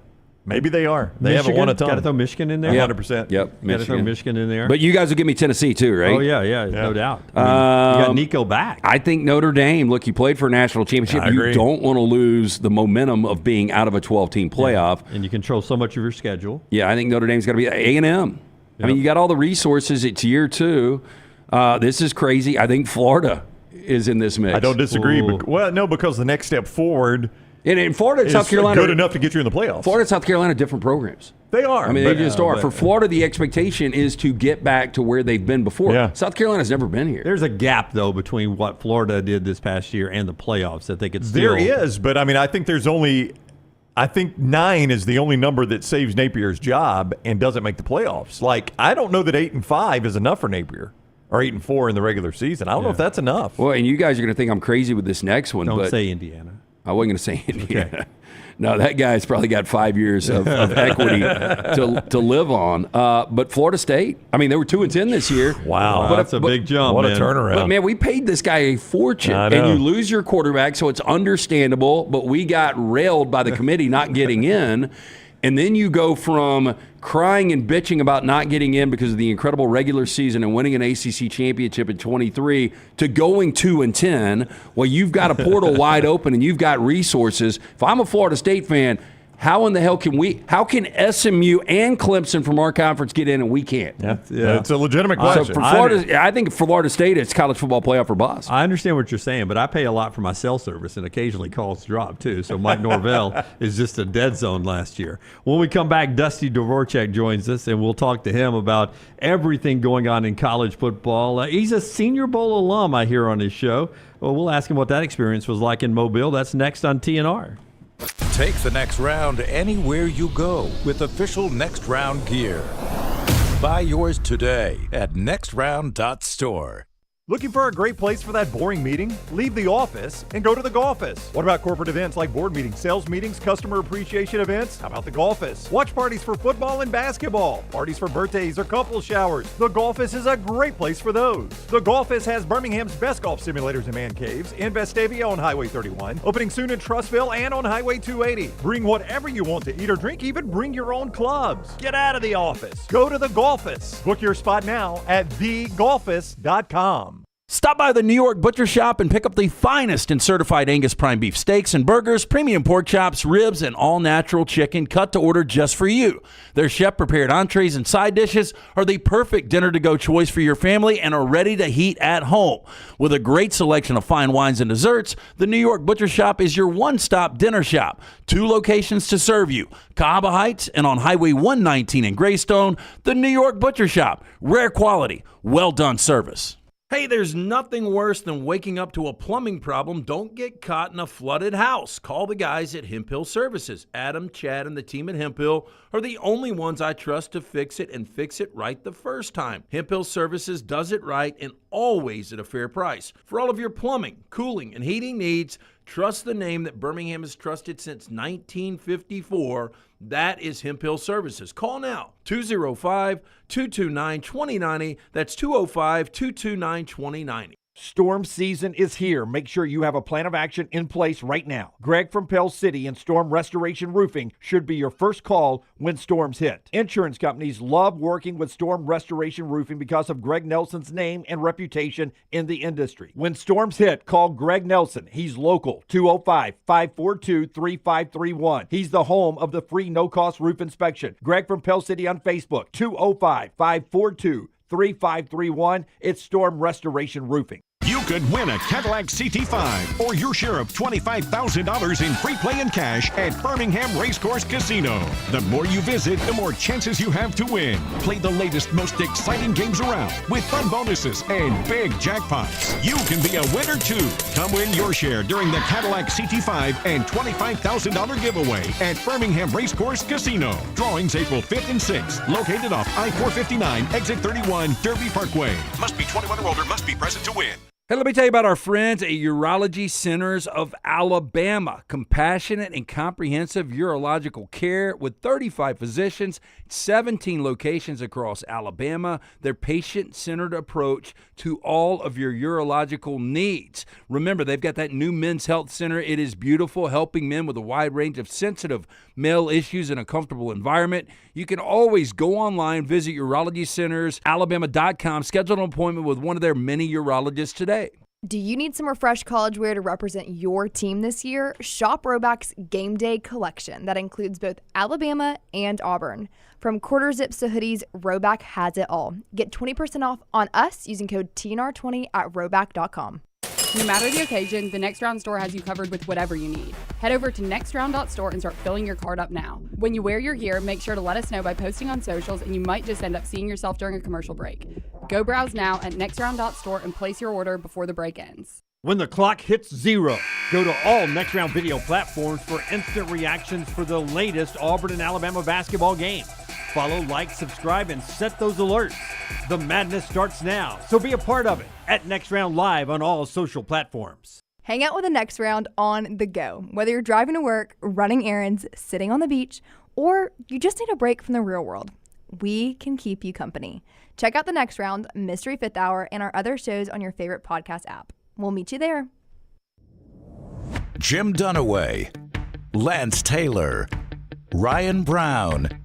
Live from the Birmingham Racecourse Casino Studios, the Next Round, presented by Bud Light, is on now.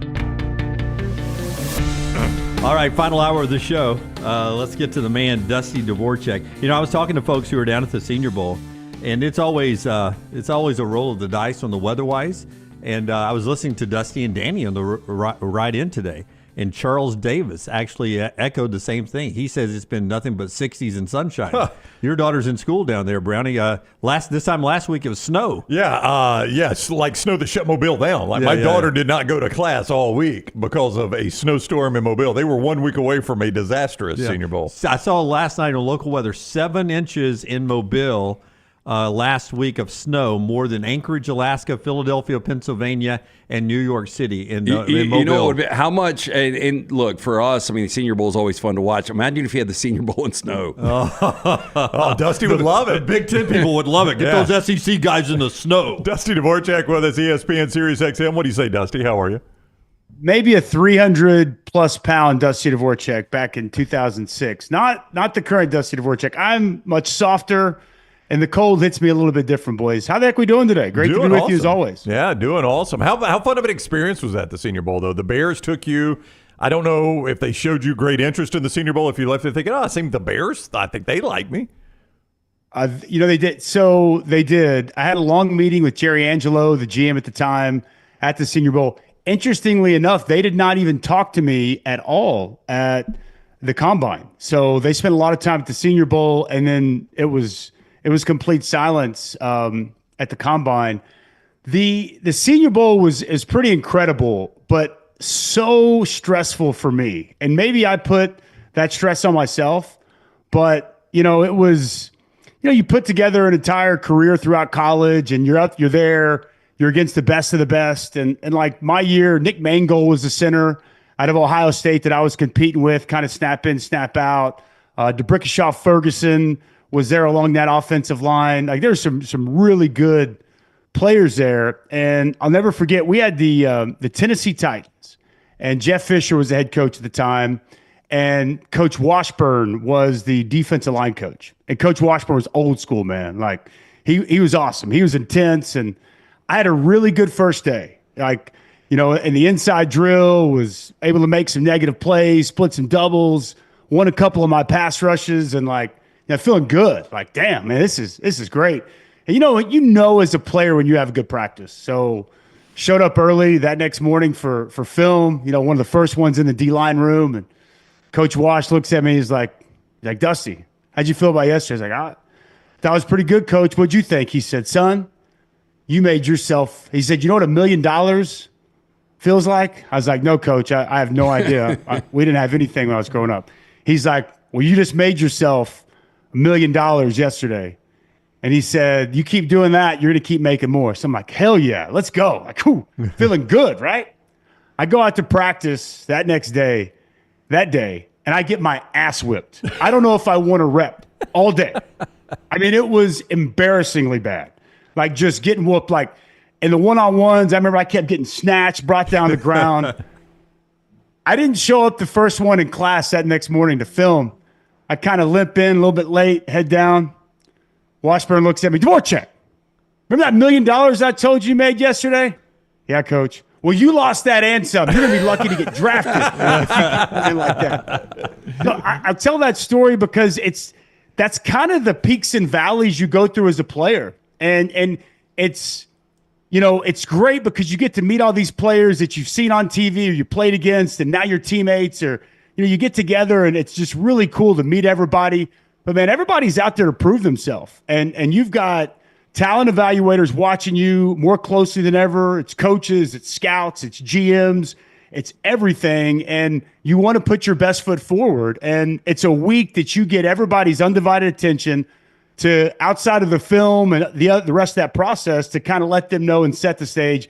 This is who I am as a player, and this is what I'm going to bring to your locker room if you draft me. So I value that week. The rest of the week was good, and I had a good game, had a sack and a half in the game. And it was a great experience, but I'll never forget, man. I describe it as the best of times and the worst of times, depending on how you go out there and perform, especially in the practices. Okay, so back to when you got drafted by the Bears. I know you were just excited to be drafted, but was that not the draft after the Bears had lost in the Super Bowl to the Colts?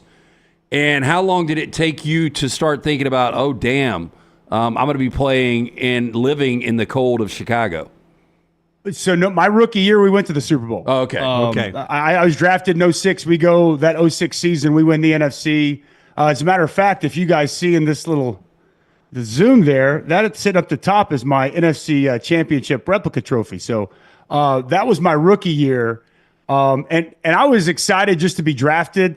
But if I'm being completely honest, everybody, unless you go number one, thinks they should have been drafted higher. So I remember as the second round went through, like a lot of guys, then all of a sudden the anxiety hits because you start seeing guys' names. You're like, I'm better than him. I'm better than him.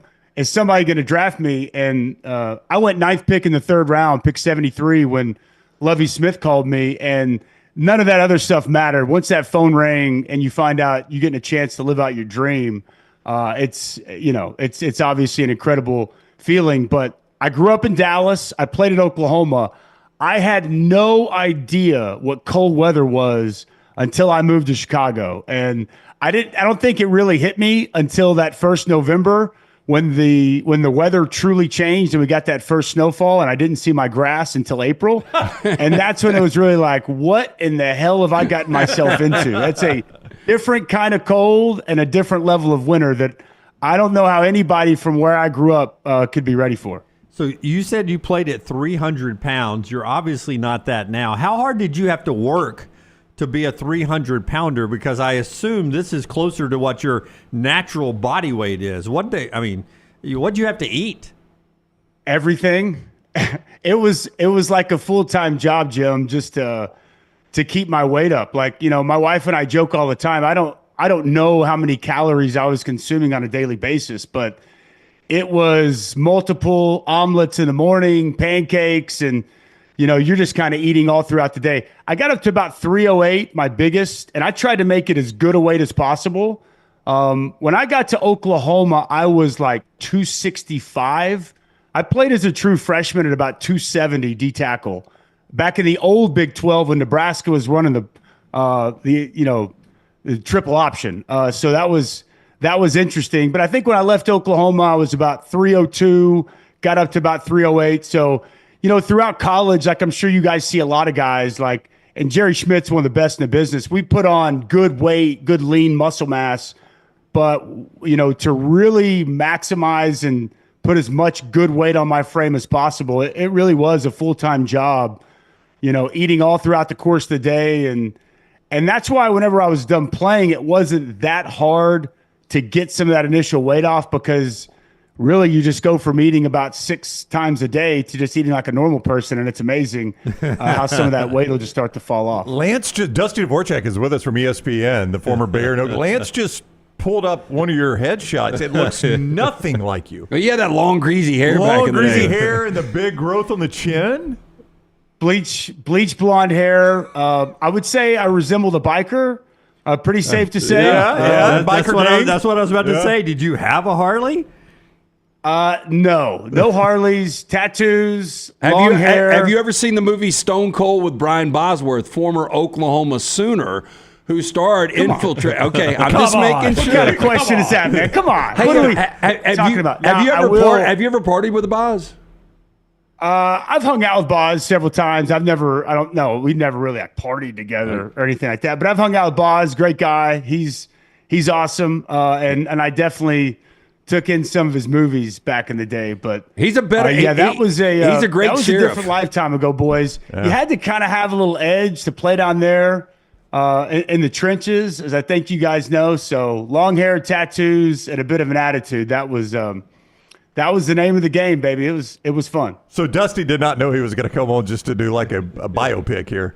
I mean, all due respect. I can tell you about my nipple ring if you want to. I don't know how many guys you've had on. No. I had another question. I don't know exactly what kind of content we're looking here. No, we had last night in our trivia we were hosted that a rapper just got her ass pierced, right? Yeah, was it butt cheek ring. Cardi B? Cardi B. Yeah. So let's hear about. Wait a minute. Yeah, butt piercings. Yep. Yeah. I mean, I've heard of a lot. I haven't heard of that. That's interesting. That's first I'd heard of it. Yeah. So you got a nipple ring? Well, there was a time back in the day, where my teammates and I, we had a great idea to go to South Padre Island one year, and everybody, a group of us got something pierced. There were eyebrows, there were labres, there were nipples, and somehow I was the only idiot that left his in for quite some time. But I remember my agent told me when I was getting ready to go to the combine, he's like, you can leave the hair, but you got to ditch the nipple ring. That thing's got to go bye-bye. So If I had didn't want to stand up there at the meat market with any jewelry hanging out of my chest. You might have fallen further than the third round with that nipple ring. Yeah, we're going to pass. Were you, this is a super personal question, but you touched on it. I don't know if it's more personal than a nipple ring. You touched on, I mean, were you that poor growing up? You were like, we came from nothing when he asked about $1 million? I mean, I don't know if I'd say we're poor. I just, I mean, not to get too much into my personal life, but my parents divorced. My mom had an apartment. I had one of 3 brothers, and I grew up on a couch until my oldest brother graduated. So I didn't have my own bed at my mom's house until my freshman year in high school. So I'd say I went about 4 years. Couch was my bedroom. So, you can do with that what you will. Let's just say I learned very early on. I started working when I was about 12. I had a job from 12 till I graduated. I learned the value of $1 very early, and I learned a strong work ethic is what you're going to have to need to succeed. So, dude, I don't know if that's dirt poor or not, but I would say that, hey, we had more than a lot of people. We had less than a lot of people, and I wouldn't change anything about the way I grew up. I don't care if it's dirt poor or not. That's an incredible success story. Yeah. And you beat odds. I mean, the odds were not in favor of you making the NFL and being a successful broadcaster on ESPN and Sirius XM. That's for sure. Well, hey, man, just very fortunate, had some opportunities that have come my way. And just, I say this all the time, man, you work your tail off. And when opportunities present themselves, if you're prepared and ready to make the most of them, potentially good things happen. So keep your head down, keep working, and try to make good things happen. And I know that sounds cliche. You're like, shut up. But it's the truth, man. I think that's the reality. Yeah, I tell my kids all the time. I just want you to know that Brown made it seem like $1 million is nothing to this show when he asked that question. That is not the case on this side. $1 million is still a lot to me this day and age. So. I know $1 million. It came off like it wasn't a ton. Well, I don't know what you mean by that. I mean, that's an incredible success story. Though. I didn't want Dusty to leave here to think that we were $1 million, man. Yeah, so you were that poor. Well, I figure you guys are. That's like a per show rate for you guys, right? If only. Hey, what are your thoughts on Jalen Milroe? Because I've heard people that are there. I've heard y'all shows. I've heard different people that are down in Mobile. And a lot of the analysts are saying, he really rolled the dice because of the inconsistencies coming to Mobile to showcase his skills. I mean, what do you read into that, and where do you think ultimately, he plays in the NFL, and how good can this guy be? He's such an interesting case study, guys. I've done several of his games. I'm a fan. I've sat with him multiple times. I think he's a really good young man. He's got a good head on his shoulders. The inconsistency with the throwing is real. It shows up on the film. I think it's shown up there in Mobile. My apologies. I don't know. He's such a dynamic runner. And I thought Charles Davis hit on the head this morning when he's talking about him. Like, you almost need to have him in a game setting to know what he can really do and the stress he can put on a defense, because that is real. I mean, I think he's one of the most dynamic players in this draft with the ball in his hands. I mean, he might be top 3, and that's a very real part of the quarterback position in the National Football League now. There was a time where that didn't translate. Well, it translates now. How many people are really going to lean into that throughout their offense? That remains to be seen. You still have to be able to win with some consistency, throwing the football and from the pocket. And he's got a really good touch on his deep ball.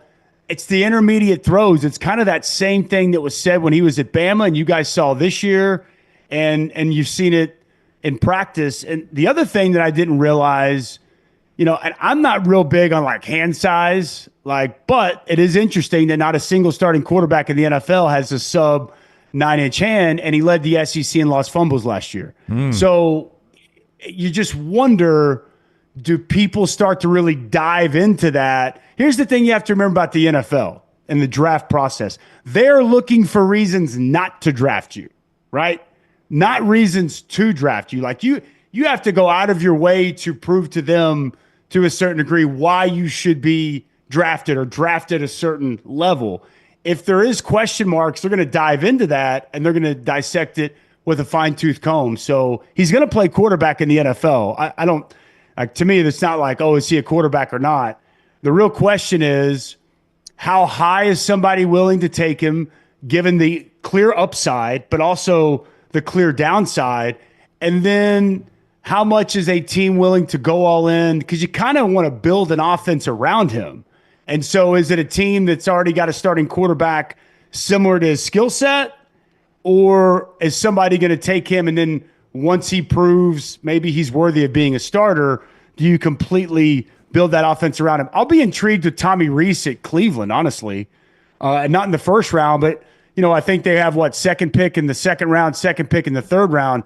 And I would imagine most people are going to have Jalen somewhere in the second to probably early third round. That would be just my assumption. Now, he's probably going to go to Indy, and if he runs, he's going to run a 4.4. And that could easily change the math. But I wonder with a guy like Tommy Reese, who the latter half of the 2023 season, man, they had a lot of success together. He leaned into that and led him to obviously an SEC championship and a couple of plays away from a national championship game. So I think he's a tough guy to really know how many teams are going to be interested in where he's going to go, but he's going to play quarterback. How high will he get drafted?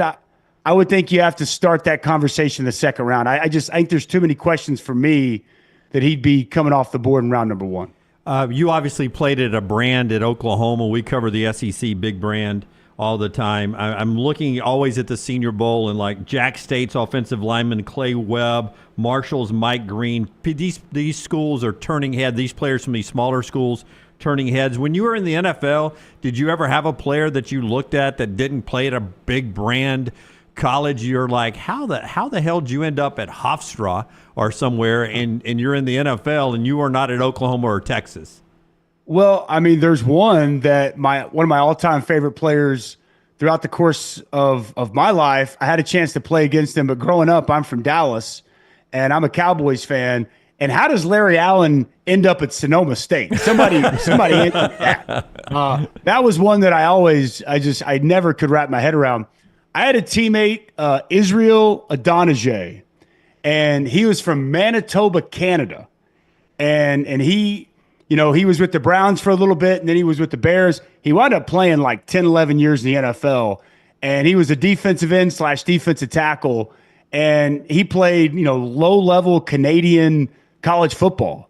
And I just remember thinking like, God, I mean, this guy was a freak. He was 6'6", he was 300 pounds, anywhere from 280 to 300, long, athletic, ran down on kickoff, came back and could play a 3 technique or play a 5 technique at the defensive line. And I just remember thinking like, man, how did this happen? How did this guy go unnoticed all the way undrafted free agent in the NFL, makes a practice squad with the Browns, and then, goes on to play. So yeah, it's fascinating, man. Some guys slide through the cracks and never get, noticed by a big school.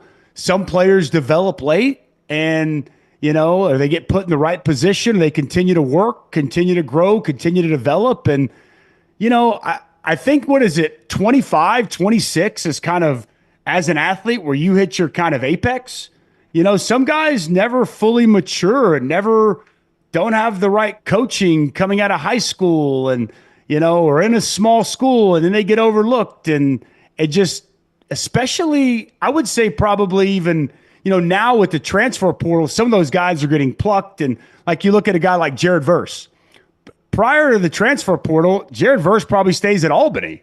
And how do you watch Jared Verse for 2 years at Florida State and say, how is this guy at Albany? Yeah. Like, you know what I mean? It just doesn't always make sense. So, it was that way when I was a player. It's still that way. And I don't know if there's a rhyme or a reason, Jim, but it's the beauty of this NFL process. Like, if you can play and you can prove it, there's going to potentially be opportunities. And regardless of where you went to school, if you can go be productive and you can help an NFL franchise, you're going to get a chance to live out your dream and play at that next level. In the chat room, Jay says, what an amazing backstory from Dusty Dvoracek. Now he works with Danny Cannell. Seems like he's been through enough already. Yeah.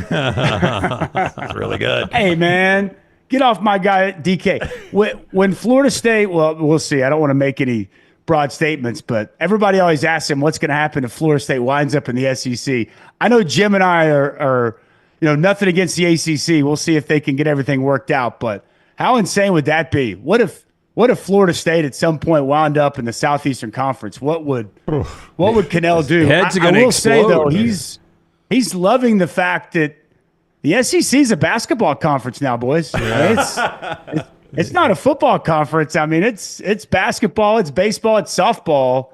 I think I heard Peter Burns make a statement that's pretty interesting. Is as we look at like the top team sports in collegiate athletics, would we rank football at the bottom of the rung? Where would that be in the basketball, baseball, softball, football discussion? Where would football come in? It's at least a worthy argument. Yeah, you bring Oklahoma softball into the mix, already good SEC. Wow, that's a great point. Football's probably 4. And Texas. Yeah. Texas. I believe Texas number 1, Oklahoma number 3. Yeah. Coming into, we're going to have to do some softball talk this year, boys, because I don't know if you guys, I know it's a big deal in the SEC, but here in the state of Oklahoma, especially given the state of the Oklahoma football program, softball, it's pretty high up on the pecking order these days. You and Dunaway can do a podcast on that. Yeah, you two do the softball podcast. Yeah. Hey, Alabama's been to Omaha plenty. They've got a flag. They've won a championship. So Oklahoma City. Excuse me, Oklahoma City. Yeah. My bad. Yeah. Well, bad start to the podcast. Hey, by the way, Cannell handled my three interception joke. Okay, right? He wasn't beat up about that. Hey, what was the number? No, 147, man. 147. That's right. Calling in bookie number. Hey, listen, don't back Cannell, but he's awesome. I think he just realizes he can get under a lot of the SEC brethren's skin, so he loves to poke the bear. You guys just take the bait too much. I say you guys. I guess I'm one of you now. I let it roll off my back, man. I don't pay too much bother. He's just looking for a reaction. He typically finds a way to get it from a lot of SEC fans. Dusty and Danny, every morning, Sirius XM. You hear Dunaway on there a lot, and you see him throughout the football season on the ESPN games. Thank you very much for the time, Dusty. Fun talking to you. Have a great weekend. Always a pleasure, boys. We'll talk to you again soon. All right, buddy. Take care. Dusty Dvoracek with us from ESPN and Sirius XM. I love stories like that, by the way. Dude slept on a couch for 4 years. That's crazy. What do you think? What do you think his weight is right now? 220? No, he's bigger than 250. I would say 245. He's still got a big frame. Yeah. Oh, you do? Okay. Yeah. I mean, he's 6'2". I stood next to him in Dallas. I'm almost 220. Yeah. I'm at 220 myself, and I stood next to him, and he's bigger than me or Lance. Yeah. I guess how tall is he? Close to my height, 6'2". Okay. Yeah, he's 6'3". He's a little bulkier than you for sure. And how tall are you, Brown? 6'1". Almost 6'2". 6'1 and a half, approaching 6'2". Yeah. I thought you were 6 and 2/3 or something. No, I'm over 6'1". We measured you at the on 3. Right, it was over 6'1", but it was not approaching 6'2". It was just barely over 6'1". I used to always say approaching 6'2". When you pulled the shoes off, I think you dropped below 6'1". Yeah, it was below 6'1". Yeah. Nope. Yeah. No, I mean, y'all can measure me right now if you want. I'm willing to go $1,000 cash if we measure you no shoes. It's under 6'1". Who gets to do the measurement? We got to do a combine measurement. It'll be the official. Yeah, I would go that because I remember it being under 6'1". We're back at the on 3 thing this summer. Yeah, we'll do it then. I think it's literally on video. We could go find the video. Yeah, it is somewhere. We can. Little T can find it for us probably. All right, show being brought to you by a couple of great sponsors. One more thing to get to in this segment before we take our next break. First of all, our friends at Champy's World Famous Fried Chicken, they bring you this hour, champy'schicken.com. So wonderful. Love them. Sterling and the crew down there. Anytime you're talking about date night, start on a Thursday night. Great bar atmosphere, but a great dinner. Go sit down in a wonderful, cozy atmosphere that Sterling's created there with a lot of great old-time memorabilia all over the place. It's just a great place to go enjoy a night out in Alabaster on Highway 119. If you're driving by on your way to the lake, the beach, the games, the Angels tailgates, office parties, and everything, Great Southern fried chicken, brined overnight, cooked to order, and a lot more. It's Champy's world-famous fried chicken. Also, our friends at Hemphill Services. LT, tell us about Hemphill. Yeah, trusted name. Birmingham has trusted since 1954 for all of your plumbing, heating, and cooling issues. Any arise in your home or business, they are ready to serve you. Call Adam, Chad, Andrew, the guys there. Tell them the next round sent you. Hard to stop a train. For more information, hemphillservices.com. From the Bleacher Report on Jalen Milroe. Inconsistent, thinking too much, bad footwork. At least they didn't mention his small hands. Yeah, I would say check. Yeah, it's sort of sort of what you saw. It's just I don't think about the quarterback's hand size, and I never know the quarterback's hand size until they go to the NFL. Until they go to the Senior Bowl. Yeah, when Jackson Arnold's coming to Auburn or Jalen Milroe's coming to Alabama, I have no clue what their hand size is. But when you hear it, and then Dusty points out the guy fumbled a lot, 13 times this year, you start to wonder, and you see why the NFL's like, we're not going to draft a guy at quarterback that's below 9. But you know what's going to happen? He's, he could be incredible Saturday. We'll see what happens. He's about to be the cute girl coming back from summer, back in high school, sundress on. That's what the combine's going to be. He's going to come. That's what I was going to say. Yeah. I think this week will probably be shaky. I'm just guessing.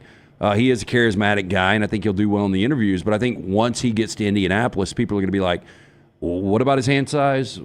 Well, what happened in Mobile? What happened against Oklahoma? But here's the problem. And again, it only takes one team, guys. But if hand size measurement is an issue and you never fumbled in college, they might look past it.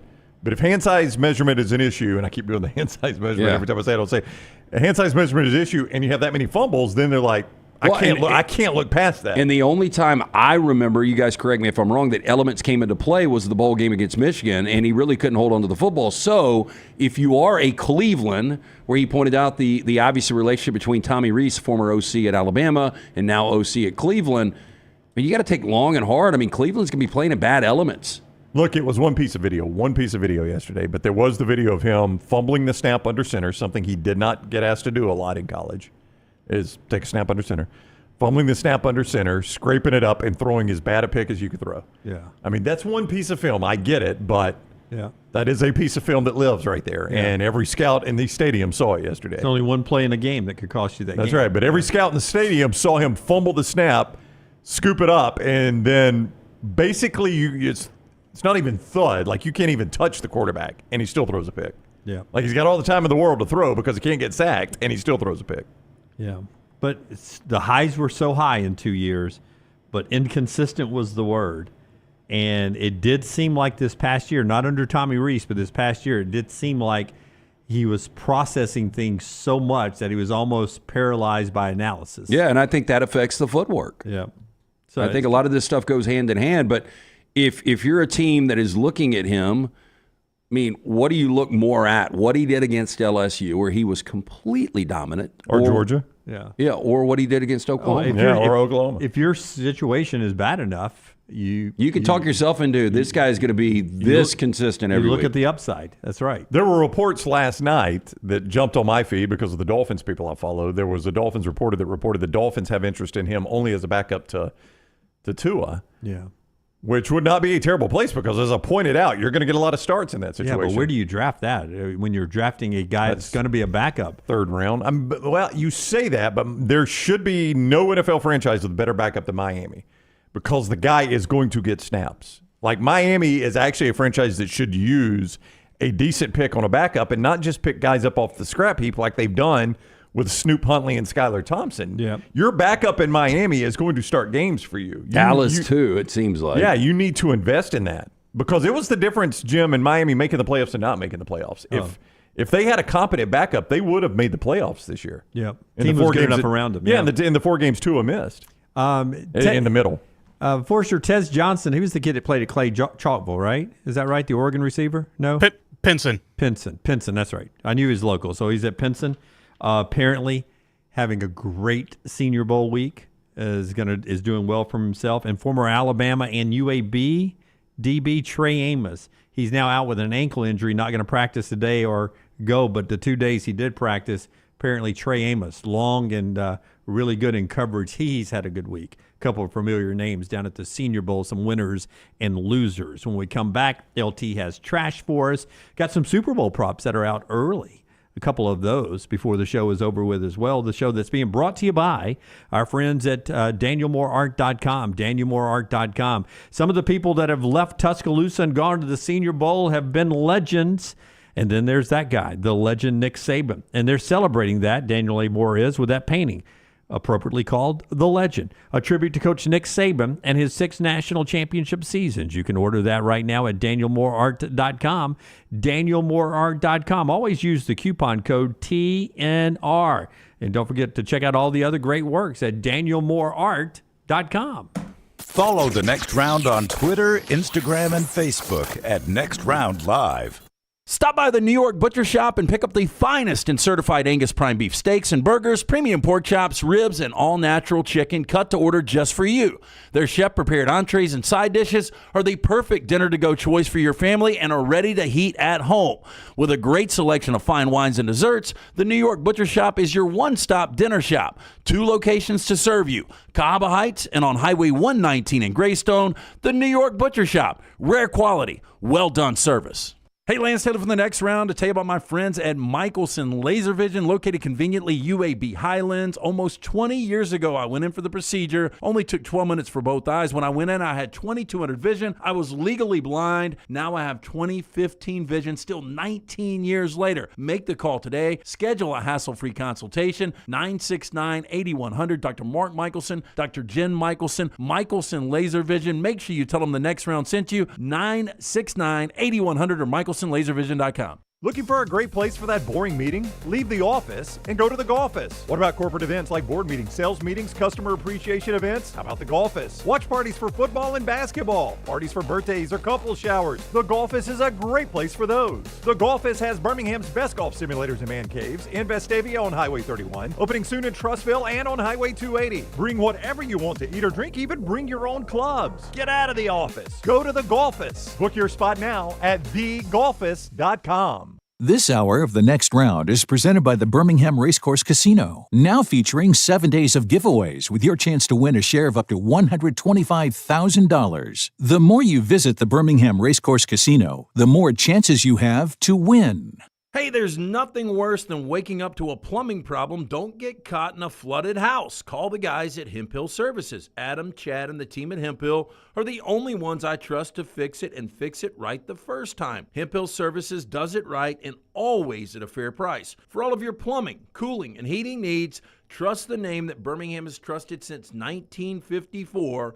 That is Hemp Hill Services. Call now, 205-229-2090. That's 205-229-2090. Follow Next Round Live on Twitter, Instagram, Facebook, and YouTube. The social media team at Next Round Live is dedicated to giving you daily news conferences and practice video from UAB, Alabama, Auburn, and around college football. Follow and compare to the sites you used to visit. You'll also get the latest highlights and news from the Next Round Daily Show. Turn on the notifications so you don't miss a thing. Next Round Live on Twitter, Instagram, Facebook, and YouTube. See more at nextroundlive.com. Hey, let me tell you about our friends at Urology Centers of Alabama. Compassionate and comprehensive urological care with 35 physicians, 17 locations across Alabama. Their patient-centered approach to all of your urological needs. Remember, they've got that new men's health center. It is beautiful, helping men with a wide range of sensitive male issues in a comfortable environment. You can always go online, visit urologycentersalabama.com, schedule an appointment with one of their many urologists today. It's time to pull the trigger on the Next Round merch that you've been eyeing. We know there's a lot to choose from at nextround.store, so here's a few of our favorite picks. If you want to match LT and Brown, go with the TNR logo hoodie and throw in one of Dunaway's favorite hats. Any of them will do. The Backroom's go-to is the classic logo t-shirt, while my personal favorite is the light blue TNR crew neck. All of these items can be found at nextround.store and are EG approved. Rest assured, your order will be packed with lots of love from us here at the Next Round. Head over to nextround.store to start filling up your cart. Start your day online with our website, nextroundlive.com, for the latest videos, podcasts, and college football stories. It's also a great way to stream the show or shop in the Next Round store. Stay connected by visiting nextroundlive.com.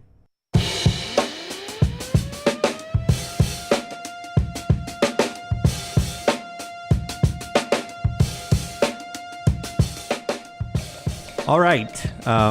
When you say that, Brown, I just all the anxiety. I don't want to talk about it on the air. Yeah, but you're not an astronaut. But I don't know how you would know that. So. No, I want to get your take on that later. I guarantee you, Tyler's heard it. Yeah. Before we get to trash, I did want to bring up a couple of things, but I forgot what they are.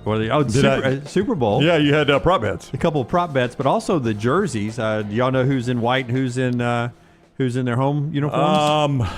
Doesn't it go best overall record? So it should be Kansas City home, right? Kansas City's actually in their whites. How do they determine it? I think they rotate AFC, NFC every other year. Yeah, that's kind of boring. And there is Philadelphia. They'll be in the greens, and the patches appropriately placed on the uniforms there, and that's how they'll look on Super Bowl Sunday coming up. Traditional uniforms, no crazy uniform there. And prop bets that are out early. Do you guys? You like the prop bets, right? I do. I do enjoy now these. the only and this is not a problem. I mean, options and this is kind of the Cheesecake Factory menu, though. I mean, there's there are a lot of them. Yeah, I mean, because seriously, I try to give out 4 or 5 at Lance'sLock.com, and I mean, there are so many freaking props. You can absolutely bet on every player on the board. Yeah, absolutely. I was going to say, Brownie, why don't you tell us about Urology Centers of Alabama while I pull up these prop bets? Do I need to pull the prop bets up, Jim? Yeah, they're at the Athletic. You're not going to be able to pull them up. I'm not going to be able to pull them up. I'll just tell you about Urology Centers of Alabama. Men, urological health is something you need to take very, very seriously in your life. Don't wait. Don't put it off. Call Urology Centers of Alabama. 205-930-0920 or urologycentersalabama.com. That's the website to go to find one of the great locations of UCA throughout the central Alabama area. Everything from kidney stones to prostate health to urological health. That's UCA, Urology Centers of Alabama, 205-930-0920, urologycentersalabama.com. All right. How was that? That's great. We'll get to those prop bets coming up after You trash. still don't have them? I don't. I'm going to have to go back to Are you chiseling them in stone? I got to go back to my newsletter this morning where I read them and just hit the very convenient link that I had them this morning. Should have wrote them down. You're like me. I'll read a tweet and I don't favorite it, and then I reference it in the show. I'm like, God, I wish I'd have favored that. I wish I'd have gone back and had that right there. Hey, don't forget, Alabama a winner last night over Mississippi State. Auburn a winner on the road at LSU. You can listen to Richard Hendrix comments wherever you get our podcast, but it is time right now for Trash. It is brought to you by Mortgage Right. Hit it, Tyler. Tell me about the whistles. The whistles go woo when you want to woo. It's that woo woo. You know what I'm saying? LT's Trash is presented by Mortgage Right. Mortgages done the right way. Hey, always buying season. Our friends at Mortgage Right here to help. Veteran founded right here in Birmingham, offer loans throughout the country. While the area they serve may have grown, their commitment to Birmingham and veterans has not changed. Before you take those next steps on a new home purchase or refinance, talk with the team at Mortgage Right. No cost or obligation to find out what you qualify for. Get more information, go to their website, mortgageright.com. Call 205-970-200, NMLS 2239, Equal Housing Lender. Speaking of the Super Bowl, usage of AI in professionally creative outlets is still a controversial topic. It's been over a year since the Writers Guild and Actors Guild had protested against studios where one of the issues was the threat of overbearing use of this new technology. Now, Coke recently came under fire. We kind of brought this up yesterday for producing holiday commercial using AI generations. Other projects like the posters for Civil War, opening credits of Marvel's Secret Invasion have received criticism for employing the technology at the expense of possible artists in the industry who could have also created the pieces of work. Now, The Hollywood Reporter is now revealing that commercials in the upcoming Super Bowl event will be presenting advertisements for AI-driven products. Mark Evans, who's the executive VP of ad sales for Fox, said, quote, AI is coming. If it's not already here, it's almost every business. It will be coming like a freight train. So you will see more AI-focused creative, which I think would be expected. Now, additionally, Evans states that massive companies that invest in AI and some AI-focused companies will be represented during the broadcast of the game. That's not to say that we won't get the usual round of big game commercials, Evans says. Quote, a lot that's old is new again. You'll see a ton of beverages, you'll see a ton of tech, you'll see a ton of salty snacks and financials. Now, I can understand people getting beat up about this, but at the same time, throughout the years of our history, have we not done things that have made things easier and at the same time probably it takes less of a workforce. I was going to make the same exact even point. the creation of the wheel, right? So the guy that did the computer generation animation probably put 3 or 4 hand animators out of business, right? 100%. But the hand animators, they were a dying breed, and it got easier. So what is it's just the next progress in technology. So would you have that same reasoning if, say, the video editing AI gets to a point where you could technically say that me and Scott just need to move down to part-time? Well, I mean, it's unfortunately it might get to that point. By the way, Reed's back tomorrow. It might get there. We do I don't have know. sliced pizza though. Yeah, but I mean, it might get to the point where you got AI host. Yeah. Like, I don't know what to expect moving forward. I would say this. I never thought the Birmingham News, that beautiful building downtown Birmingham, they used to be a big client of mine. They used to spend a lot of money with us on jogs. Did they really? Oh, yeah. Advertising? Yeah, and there were a couple of other categories. Cigarettes were big. We remember Mad Men, Lucky Strike was their go-to. When that went away, a lot of people in the advertising industry were like, we're going to die. I mean, we find ways to move forward. Yeah. No, I mean, to answer your question, I don't want you, Scott, or Milton part-time at all, ever. And I don't think we'll ever get there. That was going to be my news. The thing on the Birmingham News. You guys knew people that work for the Birmingham News. I mean, that was a massive operation, and everyone lost their jobs. Yeah, because the newspaper went the way of the dinosaur. Every industry does this, by the way. Every single industry will. This industry, as cutting edge as digital creation is now, like we're doing, it'll be the old thing at some point. Like, I don't think we'll be sitting here doing this exact same thing 30 years from now. First of all, some of us will be dead. Like 30 years from now, Dunaway, Dunaway's got no shot. 30 years. I don't feel good about 30 years. Yeah. Brown's borderline. Yeah, I'll definitely Tyler will be around. I'll be alive. Forrester will be around.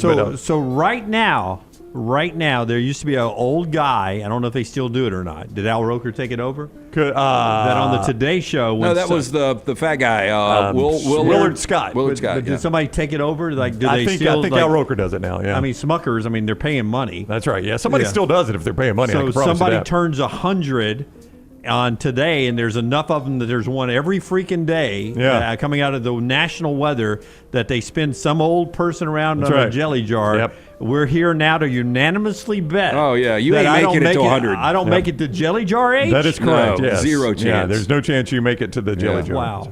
Well, I'm cheering for all of you. Well, to thank stay you. full time and to make it to the jelly jar age. I mean, look, we might not make it another 10 minutes. We may not. Just never We may know. not. I don't think I make it to the jelly jar age, Jim. I'm just saying. I would put it against everybody up here. I'm just saying. That's I love jelly. I like jam. I'm going to go all the Can way. you describe the difference? Brown asked that question last night at trivia. Nobody would answer. What percentage of people live to be 100 in America? Okay, so I would say, again, I was dead on with the 10% of the left-handers. Yes, you've told us. I would say less than 0.5%. I was going to say 0.5% was exactly where I was going. I would go a little bit less. I'll go 0.04%. According to this Google search from Boston University, 0.027%. 0.027% people live to be 100. Yep. Out of approximately 336 million people in the United States in 2021, there were 89,000 that are 100 or more. Yeah. I mean, it seems like a lot with 89,000, but when you talk about the number of people, 330 million, yeah. But look, But I mean, here's the thing: do you want to live to 100? My weight doesn't fluctuate. I handle stress well. I handle stress well. I'm not overly emotional. Yeah. I mean, what's going against me? Well, you're going to have to be. What is your best weight? I prefer to be 177. Yeah, you're going to have to be in the 170s to be able to hang on that long. Yeah. You don't see individuals over 200 pounds hanging on. Where are you right now? Oh, I'm at 179 this morning. Oh, look at you. So you're in the 170. You're in that window. But see, I was 200 in December, so it's going to fluctuate. Yeah, that's not a good sign. Yeah. No. But again, you guys are probably right. Would you want to be 100? You guys, I don't know. Well, you think about you lose all your friends. I mean, am I 99 right now? I'm probably going to say, yeah, I'd like to be 100. You know what I'm saying? Yeah, I mean, if you could be 100 and be in the same right mental now, shape. I'm like, 100 probably. Give me 20 more good years now, right now. EG asked in the chat room, our own EG, Emily Grace, what TNR employee outlives everyone? She says she could see me living to 100. I think I think cholesterol is going to get you. Yeah. By the way, the ass kissing up here for Brown is just unbelievable. Everybody. everybody's just like, oh, Brown's the nicest one is Brown. The one that's gonna live the longest is Brown. I mean, EG's just being honest. Brown, give me advice on this tweet. I mean, think it's just, EG it's is blah, the blah, only blah, one blah. that would go Brown on this. If I had to take a flyer, I would. I don't know how much popcorn do you eat when you go to these movies? I never get the popcorn. It gives me He's a heartburn. horrible eater. Every day he goes and gets lunch. And he's still a teenager. A lot of fried. He's not a teenager. He's in his early 20s now. I do need to eat healthier. I eat too much fried hell, stuff. There's no reason to live. Dude, I've found it out. What do you want to live to 100 or something? I mean, do you really want to live in a world I'm not going to be in? Yeah. Come on. Dunaway is one of those, he'll secretly or he'll say publicly that he wants everybody, but he wants everybody to go down with him. Jay No, says, I'm cheering to outlive you all. Jason in the chat room goes, Scott, what kind of family history do we have? You got a lot of old people in your family? Oh, my kids stress me out too much. It's not me. Yeah, you're on a lot of camps and stuff like that. boy, You're getting up on the road. Scott's lived life. I mean, Melton is 7 feet first off. All I got to do is run into the wrong ceiling fan and I'm done. That's right. Melton, you came up the other day and I was like, man, how much is that coffin going to cost for Melton? Lance did ask me that question. That is a very morbid And then I was question. like, dude, if we cremate Melton, do we have to get a different size urn? Yeah. Reed and Bo, no chance. So it's down to the girls. It's down to EG and Taylor. And we'll have to wait a long time to pay it off because they're so eats young. Candy and cake for lunch. Right. That's So true, my money's not EG's on diet's her. I mean, terrible. Taylor is pounding out Twix nonstop. Yeah, and doesn't sleep. And Taylor likes to drink. Yeah. Maybe we're all going to die I soon. don't think any of us make it to 100. That was my point. By the way, so what is... We're supposed to be on live tomorrow at 9. Okay, so let's go. What is your age right now? 25. So 25. So 75 more years. We ain't gonna be. This planet ain't gonna be here in 2100. Oh yeah, Lance has the whole planet going by the time you would reach 100. Yeah, I'd take those odds. That's Yeah. probably a I good think bet. Lance Wait, right. would Yeah, you now, agree? now Lance does not have to pay Yeah. off the bet because he'll be long gone before No, that. yeah, you're wow. right. Long gone. I'm cheering. 75 years, Jim. I'm cheering for him to make 100. I will be long gone. There ain't a chance Lance is here 75 I mean, more if years. you're not going to try to make 100, I say we go back to pre-show your conversation. Let's go ahead and just cash that ticket. If you get certain people out of that, and you're one of those, No, I'm in. okay, from 100 to 19. 19-year-old healthcare worker, I'm going to assume you've got video of this, as disturbing as this could be. Not video for... Okay, still shot? Yeah, I got still shots. Okay, we got a 19-year-old healthcare worker in Georgia facing a felony charge after a TikTok video showed her twerking on the head of a disabled person. Oh, no. Oh, are you kidding? That's no. That is Lucretia No. Cohen of Loganville was charged with exploitation of a disabled person after authorities were alerted to the viral video. Footage allegedly filmed and posted by Cohen shows her wearing scrubs and the stethoscope while dancing inappropriately over the seated individual. According to the Loganville Police Department, they launched an investigation after the video gained widespread attention on social media. There's two. Oh, it's different one. Yeah, she was a serial twerker. On the head of disabled people? I guess so. I So guess wait. What a despicable Yeah, human. Against their TikTok will? challenge. Against their will? Like, Well, I don't think anybody agree. Well, I mean, Brown, it looks like two bells. I don't first know. off. I mean, more pudding they I might. think the concern is more they don't have the faculty to do it.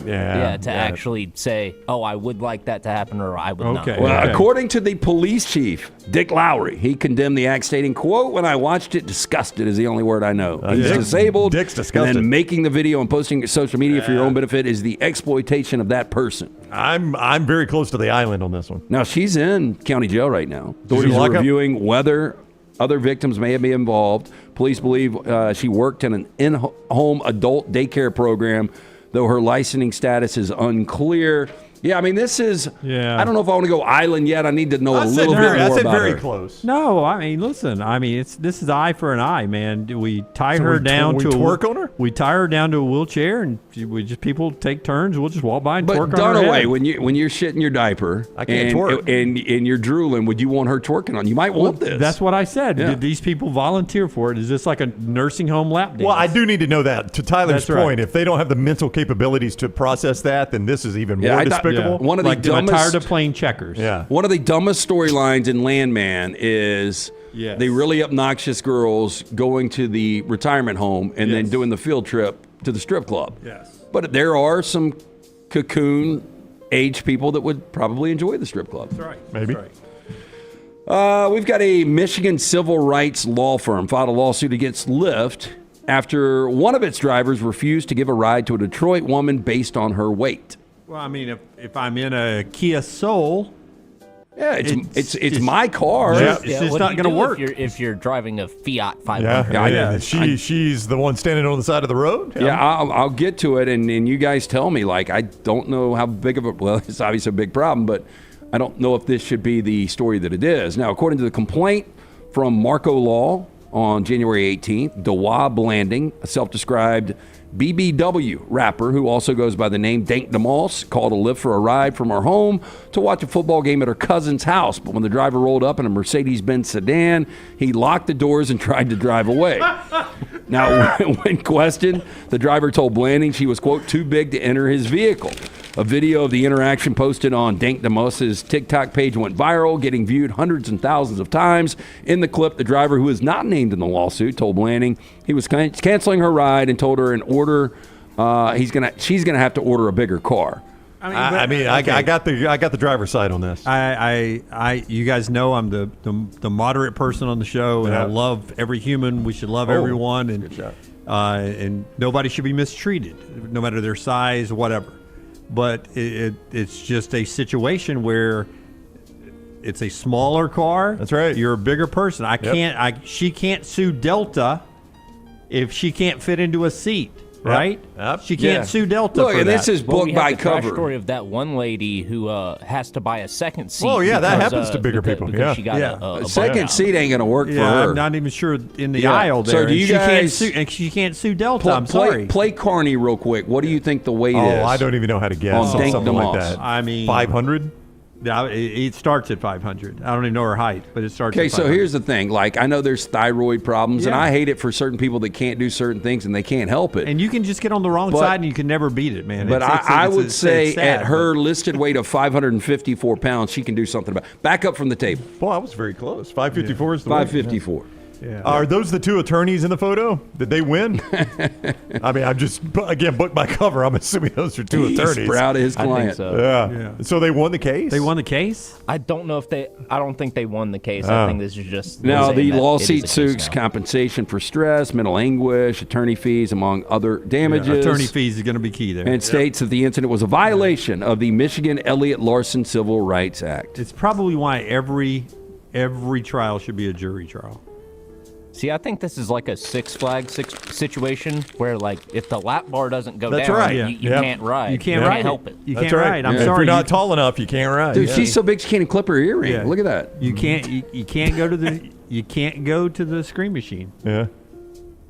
That's a weird looking earring. That's a heart. It's a heart that's missing something. Missing part of the heart. Yeah. Her heart broke. And finally, this pretty incredible story here. The wife of an alleged drug kingpin unknowingly played a huge role in his arrest. In her bikini vacation Instagram post, it helped authorities track down her husband, Luis Manuel Picada. Hey, by the way, I don't know if it's just transition from one photo to the next, but nice body. I think that's going to be good either way. Yeah. And I think she'll do fine once he's in prison. I mean, she was just living lies. She was. Yeah. So she's just out being like an Instagram influencer, and they're like, oh, I recognize that beach. This guy that is featured right there on the right, 43-year-old known as Shock, was arrested in London at the airport back in December. Now, this according to Costa Rica's Director of Judicial Investigation Department. Now, Shock was on the U.S. Drug Enforcement Administration's radar for several months, is accused of shipping cocaine from Costa Rica to the U.S. The alleged drug trafficker reportedly rarely traveled with his 32-year-old wife. Estefania is her name, but bought $20,000 worth of plane tickets for his wife and family to vacation to Europe and joined them in Paris prior to his arrest. Now, it was her post on Instagram during the European vacation, according to The Sun, that helped authorities track him down, I should say. Now, one in particular on the now deleted account shows a couple posing near the Eiffel Tower in Paris. The DEA, with an international warrant in hand, coordinated with the UK's National Crime Agency to arrest him in London. Okay. How many parrots are too many parrots for a social media post? I'm wondering. I recently had a friend There's that, parrots. One of the reasons that he's kind of not dating this girl anymore was because of the amount of posts on Instagram. Can you imagine being a drug kingpin And you're like, baby, you do way too many posts on social media, and that ends up bringing you down. Yeah, that's the thing that gets you caught. Yeah, that would upset me quite a bit. Does she get? I mean, what happens to her? I don't know. Well, play this. Is she the mother of his kids? I don't know. Play this out though. Let's say she's just girlfriend. Now she's single because he's in prison, and you live in the same town. You've always thought she was good looking. Oh, nope. no. You don't swoop in at all on that, do you? Yeah, I will not even go to Instagram and look for a second picture. Not at all. Yeah. That's going to do it for me right there. Yeah. Well done, but it's going to do it. By the way, I had to think that I'm not going to do that. Yeah, I mean, that's that how really, good that picture is. If you're in her situation, don't you think about that? Like, I always think about the next move. And, like, if you're her and this doesn't work out. Yeah, what happens to me? And there's only one way that you can ever date again, and that's if this guy is dead. Yeah. Or number two, he is the one that drops you. Yeah. But if she ever drops him or he gets arrested, she can never date again. That's right. Yep. It's over. That is Trash, brought to you by our friends at Mortgage Right. Hey, if you're looking for a new home, our friends at Mortgage Right here to help. Remember, whether you're looking for your final home or first home, whether you need a big down payment or 100% financing, Mortgage Right, one-stop shop, mortgageright.com, 205-900-7200, NMLS 2239, Equal Housing Lender. And Champy's Chicken brings you to the final hour of the show. Highway 119 in Alabaster. Sterling is the guy that'll make you feel like $1 million anytime you go eat there. $1 million, the way I feel about $1 million, not the way Brown feels it, like $1 million. It's just a wonderful place to go enjoy a Mississippi Delta recipe tamale, the Southern fried chicken, the hand-cut chicken fingers, and so much more. Champy's Chicken, champy'schicken.com, Highway 119 in Alabaster. Will a player cry during the national anthem? Minus 430, yes, is the betting favorite there. Chris Jones cries every time. Does he really? Yeah. I've never noticed this. He loves. I don't know what he's singing about in the national Nick anthem. Sirianni did his last time. Yeah, last time. That was a very specific story. Last time player though, right? Yeah. No. Will Travis Kelce propose to Taylor Swift? Oh, it would break the internet if he did. Yes is plus 500, so no is the answer there. Kendrick Lamar halftime show guest. Future plus 125. Yes. Metro Boomin plus 125. Where's Drake on this? Lil Wayne plus 164. Baby Keem plus 170. Drake plus 1,000. I don't think I'm going to enjoy halftime very much. Boy, I think that would be the shocker, though, wouldn't it? Will there be a power I don't think that's outage? Because we're back at the Caesars Dome. Plus 1,000 is the yes. So they're not thinking on that. Oh, can you imagine after already what has happened in New Orleans if power went out during the game? Remember the Philly special. Any quarterback records a reception. Yes, plus 1,600 in that one. A lot of prop bets out there. You can get a whole list of the early ones out at The Athletic right there. Any non-quarterback throw a touchdown. You get some of that stuff from Andy Reid. You get that from Andy Reid, Yeah, some of that Andy Reid stuff there. All right, that's the show. Back with you 9 a.m. Central Time tomorrow. Can't wait for that. Remember to go enjoy all of our podcasts at Apple and Spotify and wherever else you get us. Thumbs up if you're watching us on YouTube right now. Until next time, God bless you and God bless America.